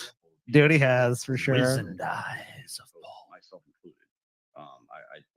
Brutal. Corporate Paul, yeah. Back to the point. This is that like dark universe Paul right here. This new group of people, this new coalition. Oh, TJ, look at it. 73% chance. It's up to 73 now. The needle just keeps floating. Yes. Yeah, the needle keeps changing. Why is it floating up? It should be scooting back. Nope, scooting up. 73. Now, we can get a shot. All of these counties, all of these suburb counties are supposed to be coming in and pushing that back. Nope. Dude, it's fucking it. Look, any second now. Any second now, right? Look, I fucking told you guys when this night started. Soon. Yeah, Georgia's still stuck at that 70. Now, look, if you want to swing back, if you're hoping it's going to swing the other way, you got to hope that Georgia comes in. It's like, come on, Mala. Or it's North Carolina or something, or Pennsylvania. You got to get something called. But if you really want that deep fucking understanding of politics, well, I go to this guy right Vosh is continuing to just analyze things to the nth degree. He's deep. He's deep up in there. I can't hear him. You didn't share the audio. Really? Oh, sorry. Oh, yeah, here he is. 250 years ago. Okay. There's no modern day explanation for it. Any explanation for it today, anybody saying like, oh, it helps the smaller states get represented? No, that's just Republican horseshit. As nothing. He's whining about the electoral college. They only Look, like Vosh, post hoc justify it because it favors them. It's not The electoral post hoc college justified. It is in our disproportionately favors smaller Constitution. states in If the way you that do it's not like allocated. part of the The Constitution, mathematics of you it. can, as an American citizen, ask for it to be amended. Yeah, and you need And you're not. 2/3 of the states to ratify. That's all you need. Yeah, that's all you need. If you want to have the national popular It vote was for compact, slavery, the 3/5 compromise. push for it. Well, the 3/5 compromise also was made to benefit slaveholders in the electoral college with the appointment or the allocation of, population with regards to like that's true EC votes but that was later. Yeah, that was like way later. That was later, man. That was way on down the line. Man, Yeah, is it just me or is some of this, ancient history, dude. is it just me or is this Vosh coverage drier than an old cat turd, bro? It is dry as fuck, man. What if you remember at the founding of our nation? It's like, Are we the only people bringing a little bit of fucking heat to the goddamn election? Bringing a little bit of fucking joie de vivre and spice to this goddamn election? Well, they want to pretend they're respectable. Hey, Dr. Phil is on Daily Wire. Oh shit, Dr. Phil! I want to hear his take. What's Dr. Phil be doing? Look, he supports Trump, TJ. Election cycles, men showing up en masse to vote is a complete shift in the way that elections are. Can I just say, by the way, that we tend to, when we talk about this, to sound like we're being very hard on women. Shut up. Let fucking Dr. Phil Yeah, talk. who's this nerd, man? Let Dr. Phil talk, you nerd. Isn't he he's like the CEO of Daily Wire, isn't he? What the fuck Yeah, his name is literally Jeremy Boring. Yeah, it's Jeremy Boring. Dude, appropriate. Dr. Phil should stand up and stooge slap this motherfucker right here, dude. Why don't you shut the fuck Also, up? never interrupt I got me some shit again. to say. Great. Your last name's appropriate because you're boring as fuck. Okay, all right. You shut your fucking ugly ass mouth. Let me talk. You want to know what I'm shocked about? What? There haven't been one report yet of like a riot, unrest. Oh, well, that'll be later.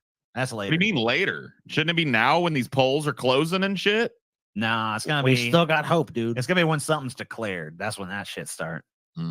Oh, damn. North Dakota marijuana legalization losing by 13. I'm sorry, bro. It's North Dakota, though. What do you fucking expect? Dude, North Dakota, dude, none of these fucking states is gonna, dude, this is not it's not a bellwether election for leftist ideas, bro. It's just not doing well. It's not. It's like, how about some legal weed? No. We don't want legal weed. How about you let women get an abortion if they need it? No, we don't want that neither. Luckily, though, look, I mean, Trump's going to protect all that stuff, dude. Trump's going to legalize fucking weed. I mean, look, people think Trump's hard on abortion. Look, Trump's going to fucking... Let Dr. Phil fucking talk. Why are you fucking featuring in that window if he ain't gonna fucking say shit? That's a good point. Let this motherfucker talk. Dr. Phil's got to be getting bored. I want to hear Dr. Phil fucking talk. I like about fucking the lame-ass Ben Shapiro. He's just like sucking off Jeremy Boring. Iowa is legit in play at 50-50. I mean, there were some polls. Oh, shit, okay. Saying that maybe Iowa gonna flip, but we'll see. That is kind of crazy. That is fucking, yeah. But you know what? Back out of here to talk to somebody. But before I do, Matt Walsh, I just have to congratulate you on your movie, Am I a Racist? A comedy to DEI for. What an absolute masterpiece. Congratulations on masterpiece. What a Matt Walsh, what a success with that movie. So thank you for that work and congratulations on the success. Amen. Thank you so much. And we are in fact paying all of our guests to say that. So if you're wondering.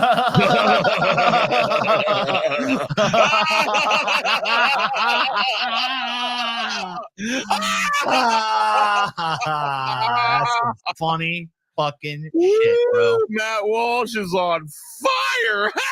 Oh, he always is. He always is that. What a Matt Walsh, hideous bro. human being. I wish I could say that for real. Whoa, Matt Walsh is on fire. Wouldn't that be nice? That would be really nice. I would love that. Yeah. Wouldn't it be nice if Vosh, Matt what are Walsh you was on looking? fire? I look over to the left. It's Vosh looking at Ohio, dude. It's Let's like, look at come on. Ohio, guys. Let's break down Ohio. Let's Trump figure out what's won. going on in Ohio. Everybody, Trump won Ohio, bro. Next. We need to figure this out. Figure out this Ohio shit. How's Pennsylvania looking, TJ? How's Pennsylvania let's looking? see. That's I'm real interested in that one. Real interested. Very shit. tight. Very, very tight. It is like even. It's fucking practically 50-50, bro. It's almost fucking even. It's close. Yeah. And that's with how much in? 45? Not still a lot to fuck. Oh, Georgia. Oh, 83% in Georgia. Where we're like, Georgia has updated. oh Dude, shit. Pennsylvania is about to flip, dude. It is 49.6 to 49.5% right now. Pennsylvania is literally dead heat right now. That is nuts. You know what other good sign? Yeah. See, this is like where so this is basically the Trump election party, but we got to keep an eye on those things too as the night goes on, because dude, if you see like people start looking dejected, it's like, oh shit, oh shit, 201, 69 points away. Votes or whatever, but to me it's points. 69 points away from another 4 years of Trump. What are we doing here? Georgia? They said it couldn't happen. They didn't believe, but I believe. I believe in miracles. Oh shit! Got a lot of stuff coming in here. I mean, this is 1684. A lot of the Georgia stuff is in from the places that would really help Harris. So, well, some, yeah, a little few outliers there. A lot of the blue areas have been coming out pretty good. Kind of hard to believe that she could win at this point, but out pretty well too. So. But maybe, look, hey, maybe there's something there, TJ. That could still go her way, but it's looking more and more like nah. I don't think so, man. Looking more and more nah. Joe Biden barely fucking won Georgia. A lot of votes that could come in from there. Yeah, still a lot of votes that come in from there. Still, yeah, that's what you need. You need one of these areas to come in.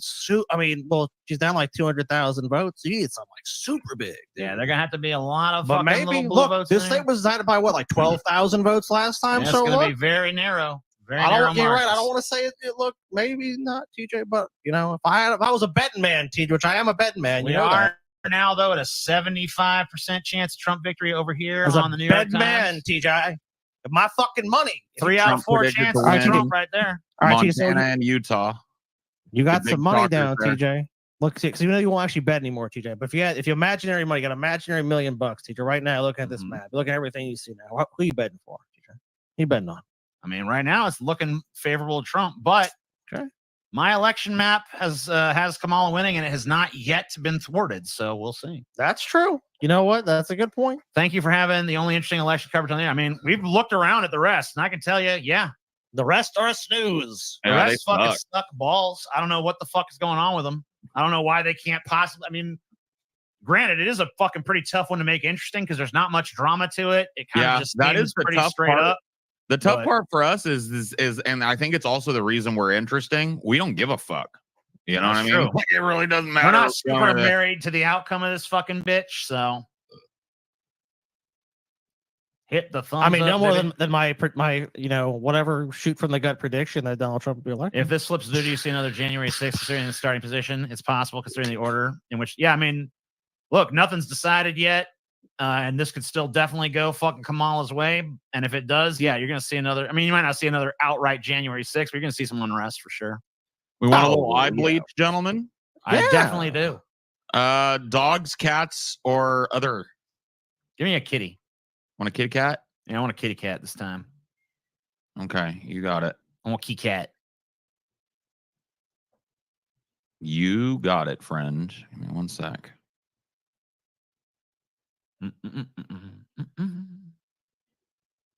All righty, here we go.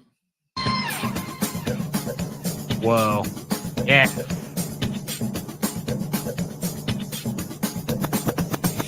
Oh, that is awesome, dude. Oh, that's awesome. I love that That's cat. awesome. This That's cat an awesome loves him trick. a tunnel, dude.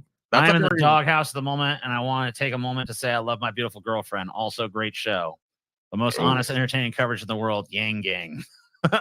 Look what I did. God, bro. Look, You got a lot of problems. What I did was wrong. It's very wrong. It's locker room talk. Locker room talk. Yang gang. So there you go, folks. There's your palate cleanser. Look, not everything is bad. That kitty exists out there somewhere. Oh, wait, hold on. Breaking news. That cat was hit by a car. Damn, brutal. That's so sad, dude. Brutal. That's like I way won sadder that than this stuff. election, even. 77% chance of Trump victory over the New York Times now. Oh. Wow. Vosh chat is losing it. He's going all cope. Ooh, shit, really? Let's check. Let's Oh check. yes, breaking news. Breaking news alert. Cope is going on massively. We've heard. Let us see. We take you live to massive Cope Fest. His stream is getting all fucking low fucking quality. What the fuck? Is he having problems? I don't know. Let me see. Maybe it's just my shit. Yeah, I went down to 144p for some reason. Oh, weird. Okay. Yeah, that's Here, I'll garbo, fucking bro. fix that shit. Yeah, it's fixed. All right, TJ, we go live now. Oh, sorry. Muted. Anytime now. Oh shit! What the fuck? There it goes. He's not muted. He's just Why not they call talking. Indiana, even though only 60% of the votes were counted, to spite you personally. Colorado called. Colorado called. Do you feel the elation?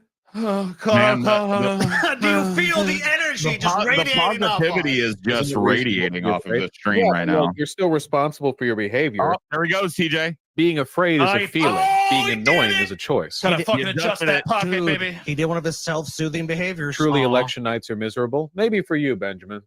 But for me, it's great. I'm wearing a Love nice this right suit now. jacket. I'm so happy Well, right now. sport And Vouch Kaczynski continuously adjusts his pocket handkerchief. This is known as a self-soothing technique and may be indicative of cope. Oh, let me just adjust my beard again. Oh yeah, looking nice. Join Explore with us tonight on the little boy that thought this election was going to be a blowout. So, let's see. Could be a blowout in a direction they're not expecting. Yeah, it could be a blowout in my pants here in a minute, man. The pizza's starting to hit. Oh, is The election day cake is ready? Fucking right. yes! Election Huzzah! cake. You guys Election actually made an cake. election cake? cake. Election cake. Is it cool though? Oh, that is a good point. Is it like ready, like as in ready to eat, or is it ready as in it's out of the oven and it's cooling down? I know presidents are only supposed to serve 2 terms, was implied to be consecutive, meaning if Trump wins tonight, can he run in 2028? Well, no, it's no, not. he cannot. It's just 2 terms. At least I think that's how it is. Well, he doesn't need to run when he's a dictator, TJ. And Pennsylvania. Did I say Pennsylvania? I didn't say Pennsylvania. And Pennsylvania. Had 2. Okay. What is it to? Trump, Pennsylvania has flipped Trump. Oh, let's go look. 50.5%, you people don't hold. 48.6%. You're full of FUD, fear, uncertainty, and doubt. Me? Diamond hands. Diamond hands? Diamond hands, bro? What the fuck is that, bro? Okay, back to the 270 to win election map. Let's reset. There we go. Okay, so let's say Yeah, that's great, buddy. That's real good. All right, hold Buddy. on. So this guy claims he has proof of the burrito thing. He sent you the proof? I mean, I think so. Let's see. He says, okay, here he says he's got the proof here. Okay. So I'm gonna look at this shit and see if this is the proof or whatever. All right. So we got the supposed proof here. Let's see what the fuck is going on. Let's see if this is legit. going to go blue is going red, and every state that we thought was going to go blue is going blue. Wait, red. Maybe I need a second burrito. Yeah, second burrito, which implies the first there burrito. Is no proof. There is no. Well, okay. Perhaps he's referring to a breakfast burrito he ate hours prior to this stream even starting, TJ. All right. There was no proof there. That is an offhanded comment that does not. Well, there was confirm evidence. I have just eaten a burrito. He said, perhaps I need a second burrito, I'll give which you implies bad the news out of first New York burrito. if you want. I'm aware that the needle is tilting towards Trump. I in didn't New hear York, nothing, dude. and that might be the case. And we have a whole video out on what happens if Trump wins. I'm giving you my opinion. If all I do is just regurgitate, it's time for us to march into the camps. Sorry, TJ. Man. Auschwitz is back. Oh, man, dude. Time to smoke some crack. Man, I try to talk TJ into it. 78% chance Trump victory right now. New York Times, baby. I try to tell y'all. Those odds are fucking going crazy, bro. 78 fucking percent now. So let's see.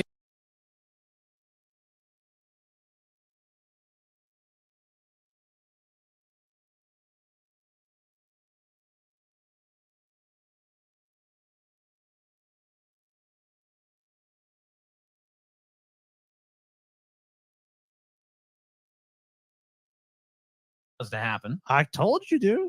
Pennsylvania just flipped Trump, bro. Pennsylvania 50.3 to 48.7 favor Trump. Let's see. Exit polls. Where's that? Actually, like how are those? Okay, so let's see. Let's see. So men 56% voted for Trump, 42% for Kamala, women 53% or 55. They make it 50% of the electorate. White 44%, Kamala 54% for Trump, black 90%. Oh damn, Kamala got them 9% for Trump. Hispanic Latino 50 or 6% of the vote, I guess. 57% for Kamala. Trump competitive 42, but overall, you'd figure this would. Well, I guess white people do make up a huge part of the electorate there, but only I guess overall. Did you see the fucking? Did you see the Amish carriages with Trump flags on them, clogging their way to the polls? Damn, really? Yeah. Look, dude. I'm waiting. I thought Amish people didn't even believe in voting and shit. Well, these do. Can we all have some sympathy for the Dems? It's got to be hard to be right wingers while pretending not to be and trying to get lefty votes. I know that is true. It's hard walking that line because you're mine. I walk the line. I keep a close watch on this heart of mine. Dude, I'm calling my map's still gonna play, dude. I keep my eyes wide. Trump's gonna win open Pennsylvania all the time. But I think you're shitting Arizona. Didn't you call Arizona for Kamala? Yeah, we'll see. But I it's think not looking that's- good for her right there, right now, because that was going to be if she was able to flip something, and now it's looking like she can't flip shit. So I'm not sure about that Arizona call anymore. But so far, I have not been decisively defied on my map. Not yet, DJ. But we shall see. If Not Trump- yet, DJ. we got a Trump victory fucking looming, then I'm definitely wrong because my map has Kamala winning. So Well, Pennsylvania at 52%, Georgia 85, North Carolina 72 or 73. I mean, she needs some good news. no good news here. How about Michigan? Where's Michigan? the good news? Michigan's still toss up. Okay. Pennsylvania She's still toss. maintaining a little bit of a lead there, but not much. Trump winning Wisconsin right now, but not how much in though. By very, very slim. But 48%. I mean, that's Still not 48%. nothing. I mean, that's 46, I think. But yeah. Oh, you're right. It is 46. But yeah. No good news for her, though. I mean, there's got to be something. Not much. Grasping at straws if you're trying to fucking make the case right now.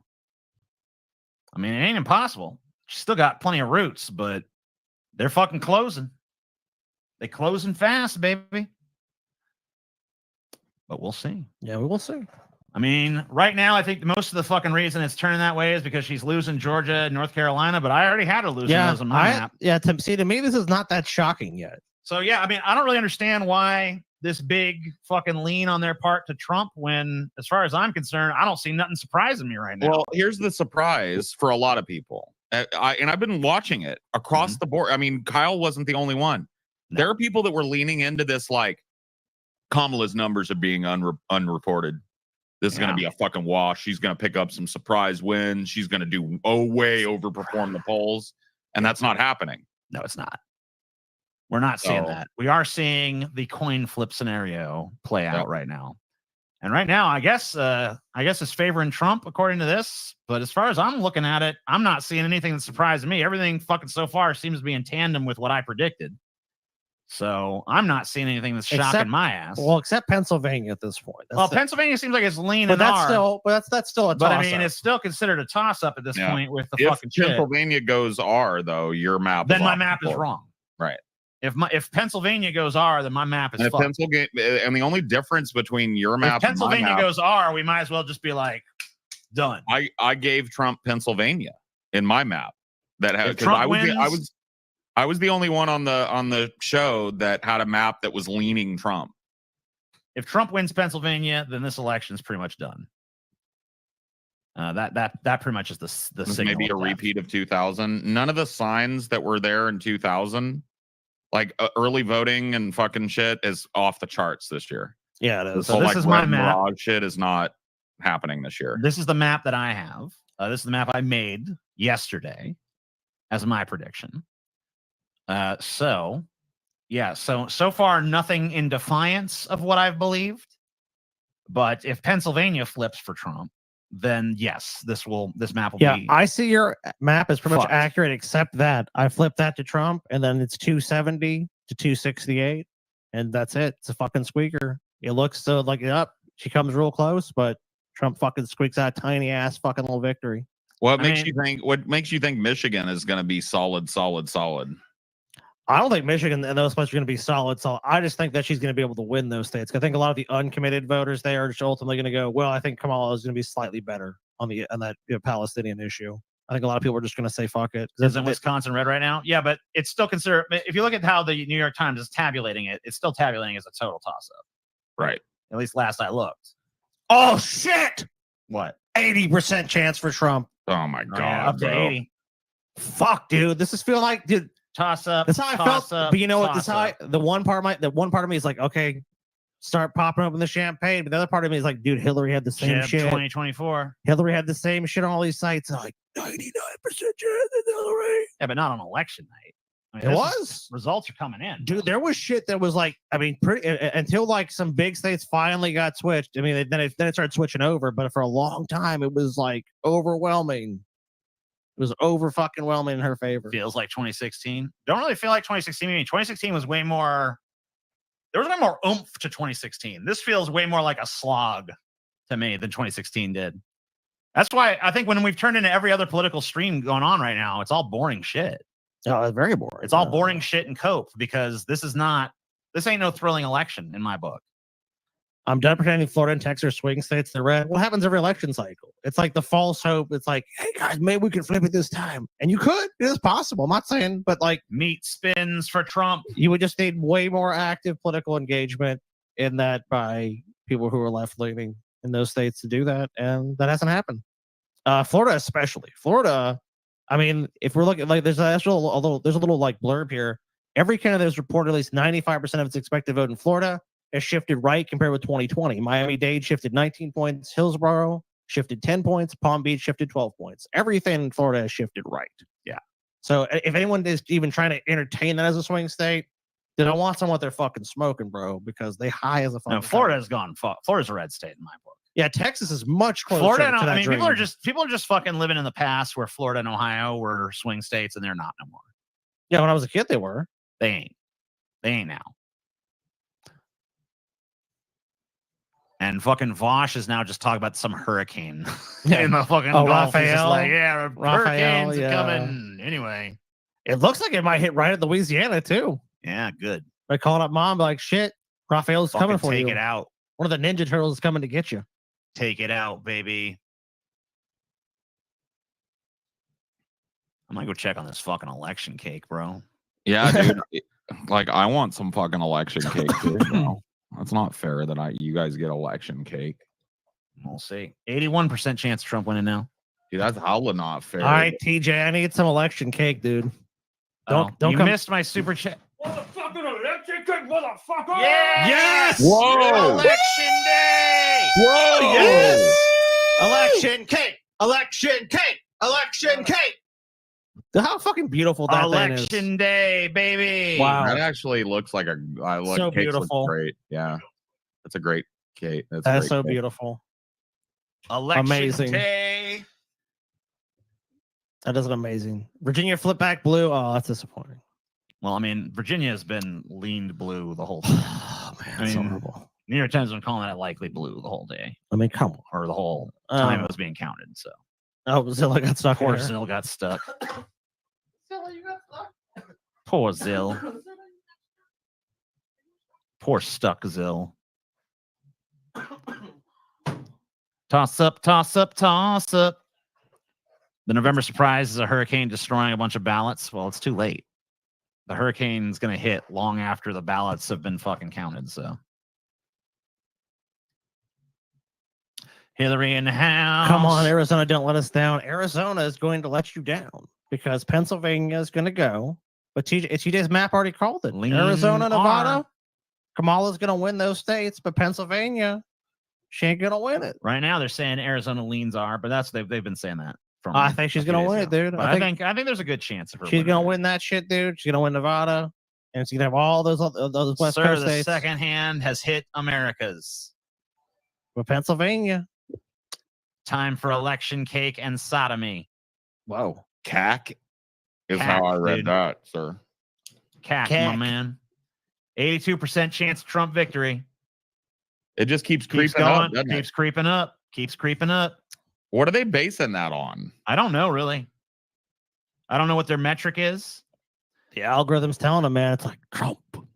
They have some kind of algorithm, but I don't know how it works, so I can't explain. The it to you. needle's early take. Trump is now has a narrow but clear favorite to win in Georgia and North Carolina. If he does, Harris would probably need to sweep the 3 northern swing states. A real possibility, but a tall order. so it's just saying if it's looking like he's going to win those states, and by winning those states, she has a narrower path to winning. But once again, I must put up my election map and show you that I did not have her winning either of those states. I never thought she was going to win them. Yeah, fair enough. And she still does win the whole shebang. So far, not been defied, but if she loses Pennsylvania, she's fucked with a capital F. Well, TJ, I think you're going to have a very bad night then. Gonna have a bad night if she can't win Pennsylvania, baby. Pennsylvania, TJ. I mean, look, you called Virginia. And if she too. loses Michigan or Wisconsin too, then it's just a total Trump Yeah, route. that's Then over it's with. just fucking Trump fucking all the way, baby. Yeah, Minnesota, I believe, will vote for her. Well, Minnesota's a fucking Yeah, but Minnesota's Wisconsin and Michigan have. Yeah, she's you're right. favored to win that shit. Absolutely have to. TJ? Minnesota's not even a swing, baby. Thank you. And you guys are fucked up by having that cake right up in my face, dude. Right up in a brother's face, too. And there's It's a not cake. my fault you didn't get an election cake, dude. Well, I didn't know that there was even a fucking election cake thing. Yeah, That I was made- even real. We made it up, bro. Why shouldn't there be an election cake? Or maybe I would have baked myself a fucking election cake. You guys are sons of bitches. Dude, this election cake, everyone should do election cakes from now on. This is a good ass motherfucker. Dude, this is worse than Trump winning the election. No, it's okay, baby. Amelia brought me cookie dough. She's like, "Here, baby." No, if you want to make cookies, you can. I'm just joking. I don't want that dry ass nasty election cake anyway. It's pretty Look, moist. dude, both of those motherfuckers wishing for a glass of milk more than anything right now. Wait, Scotty James looks left like his he own could show. fucking- Is that true? Scotty looks like he could destroy a glass of milk, dude. It looks like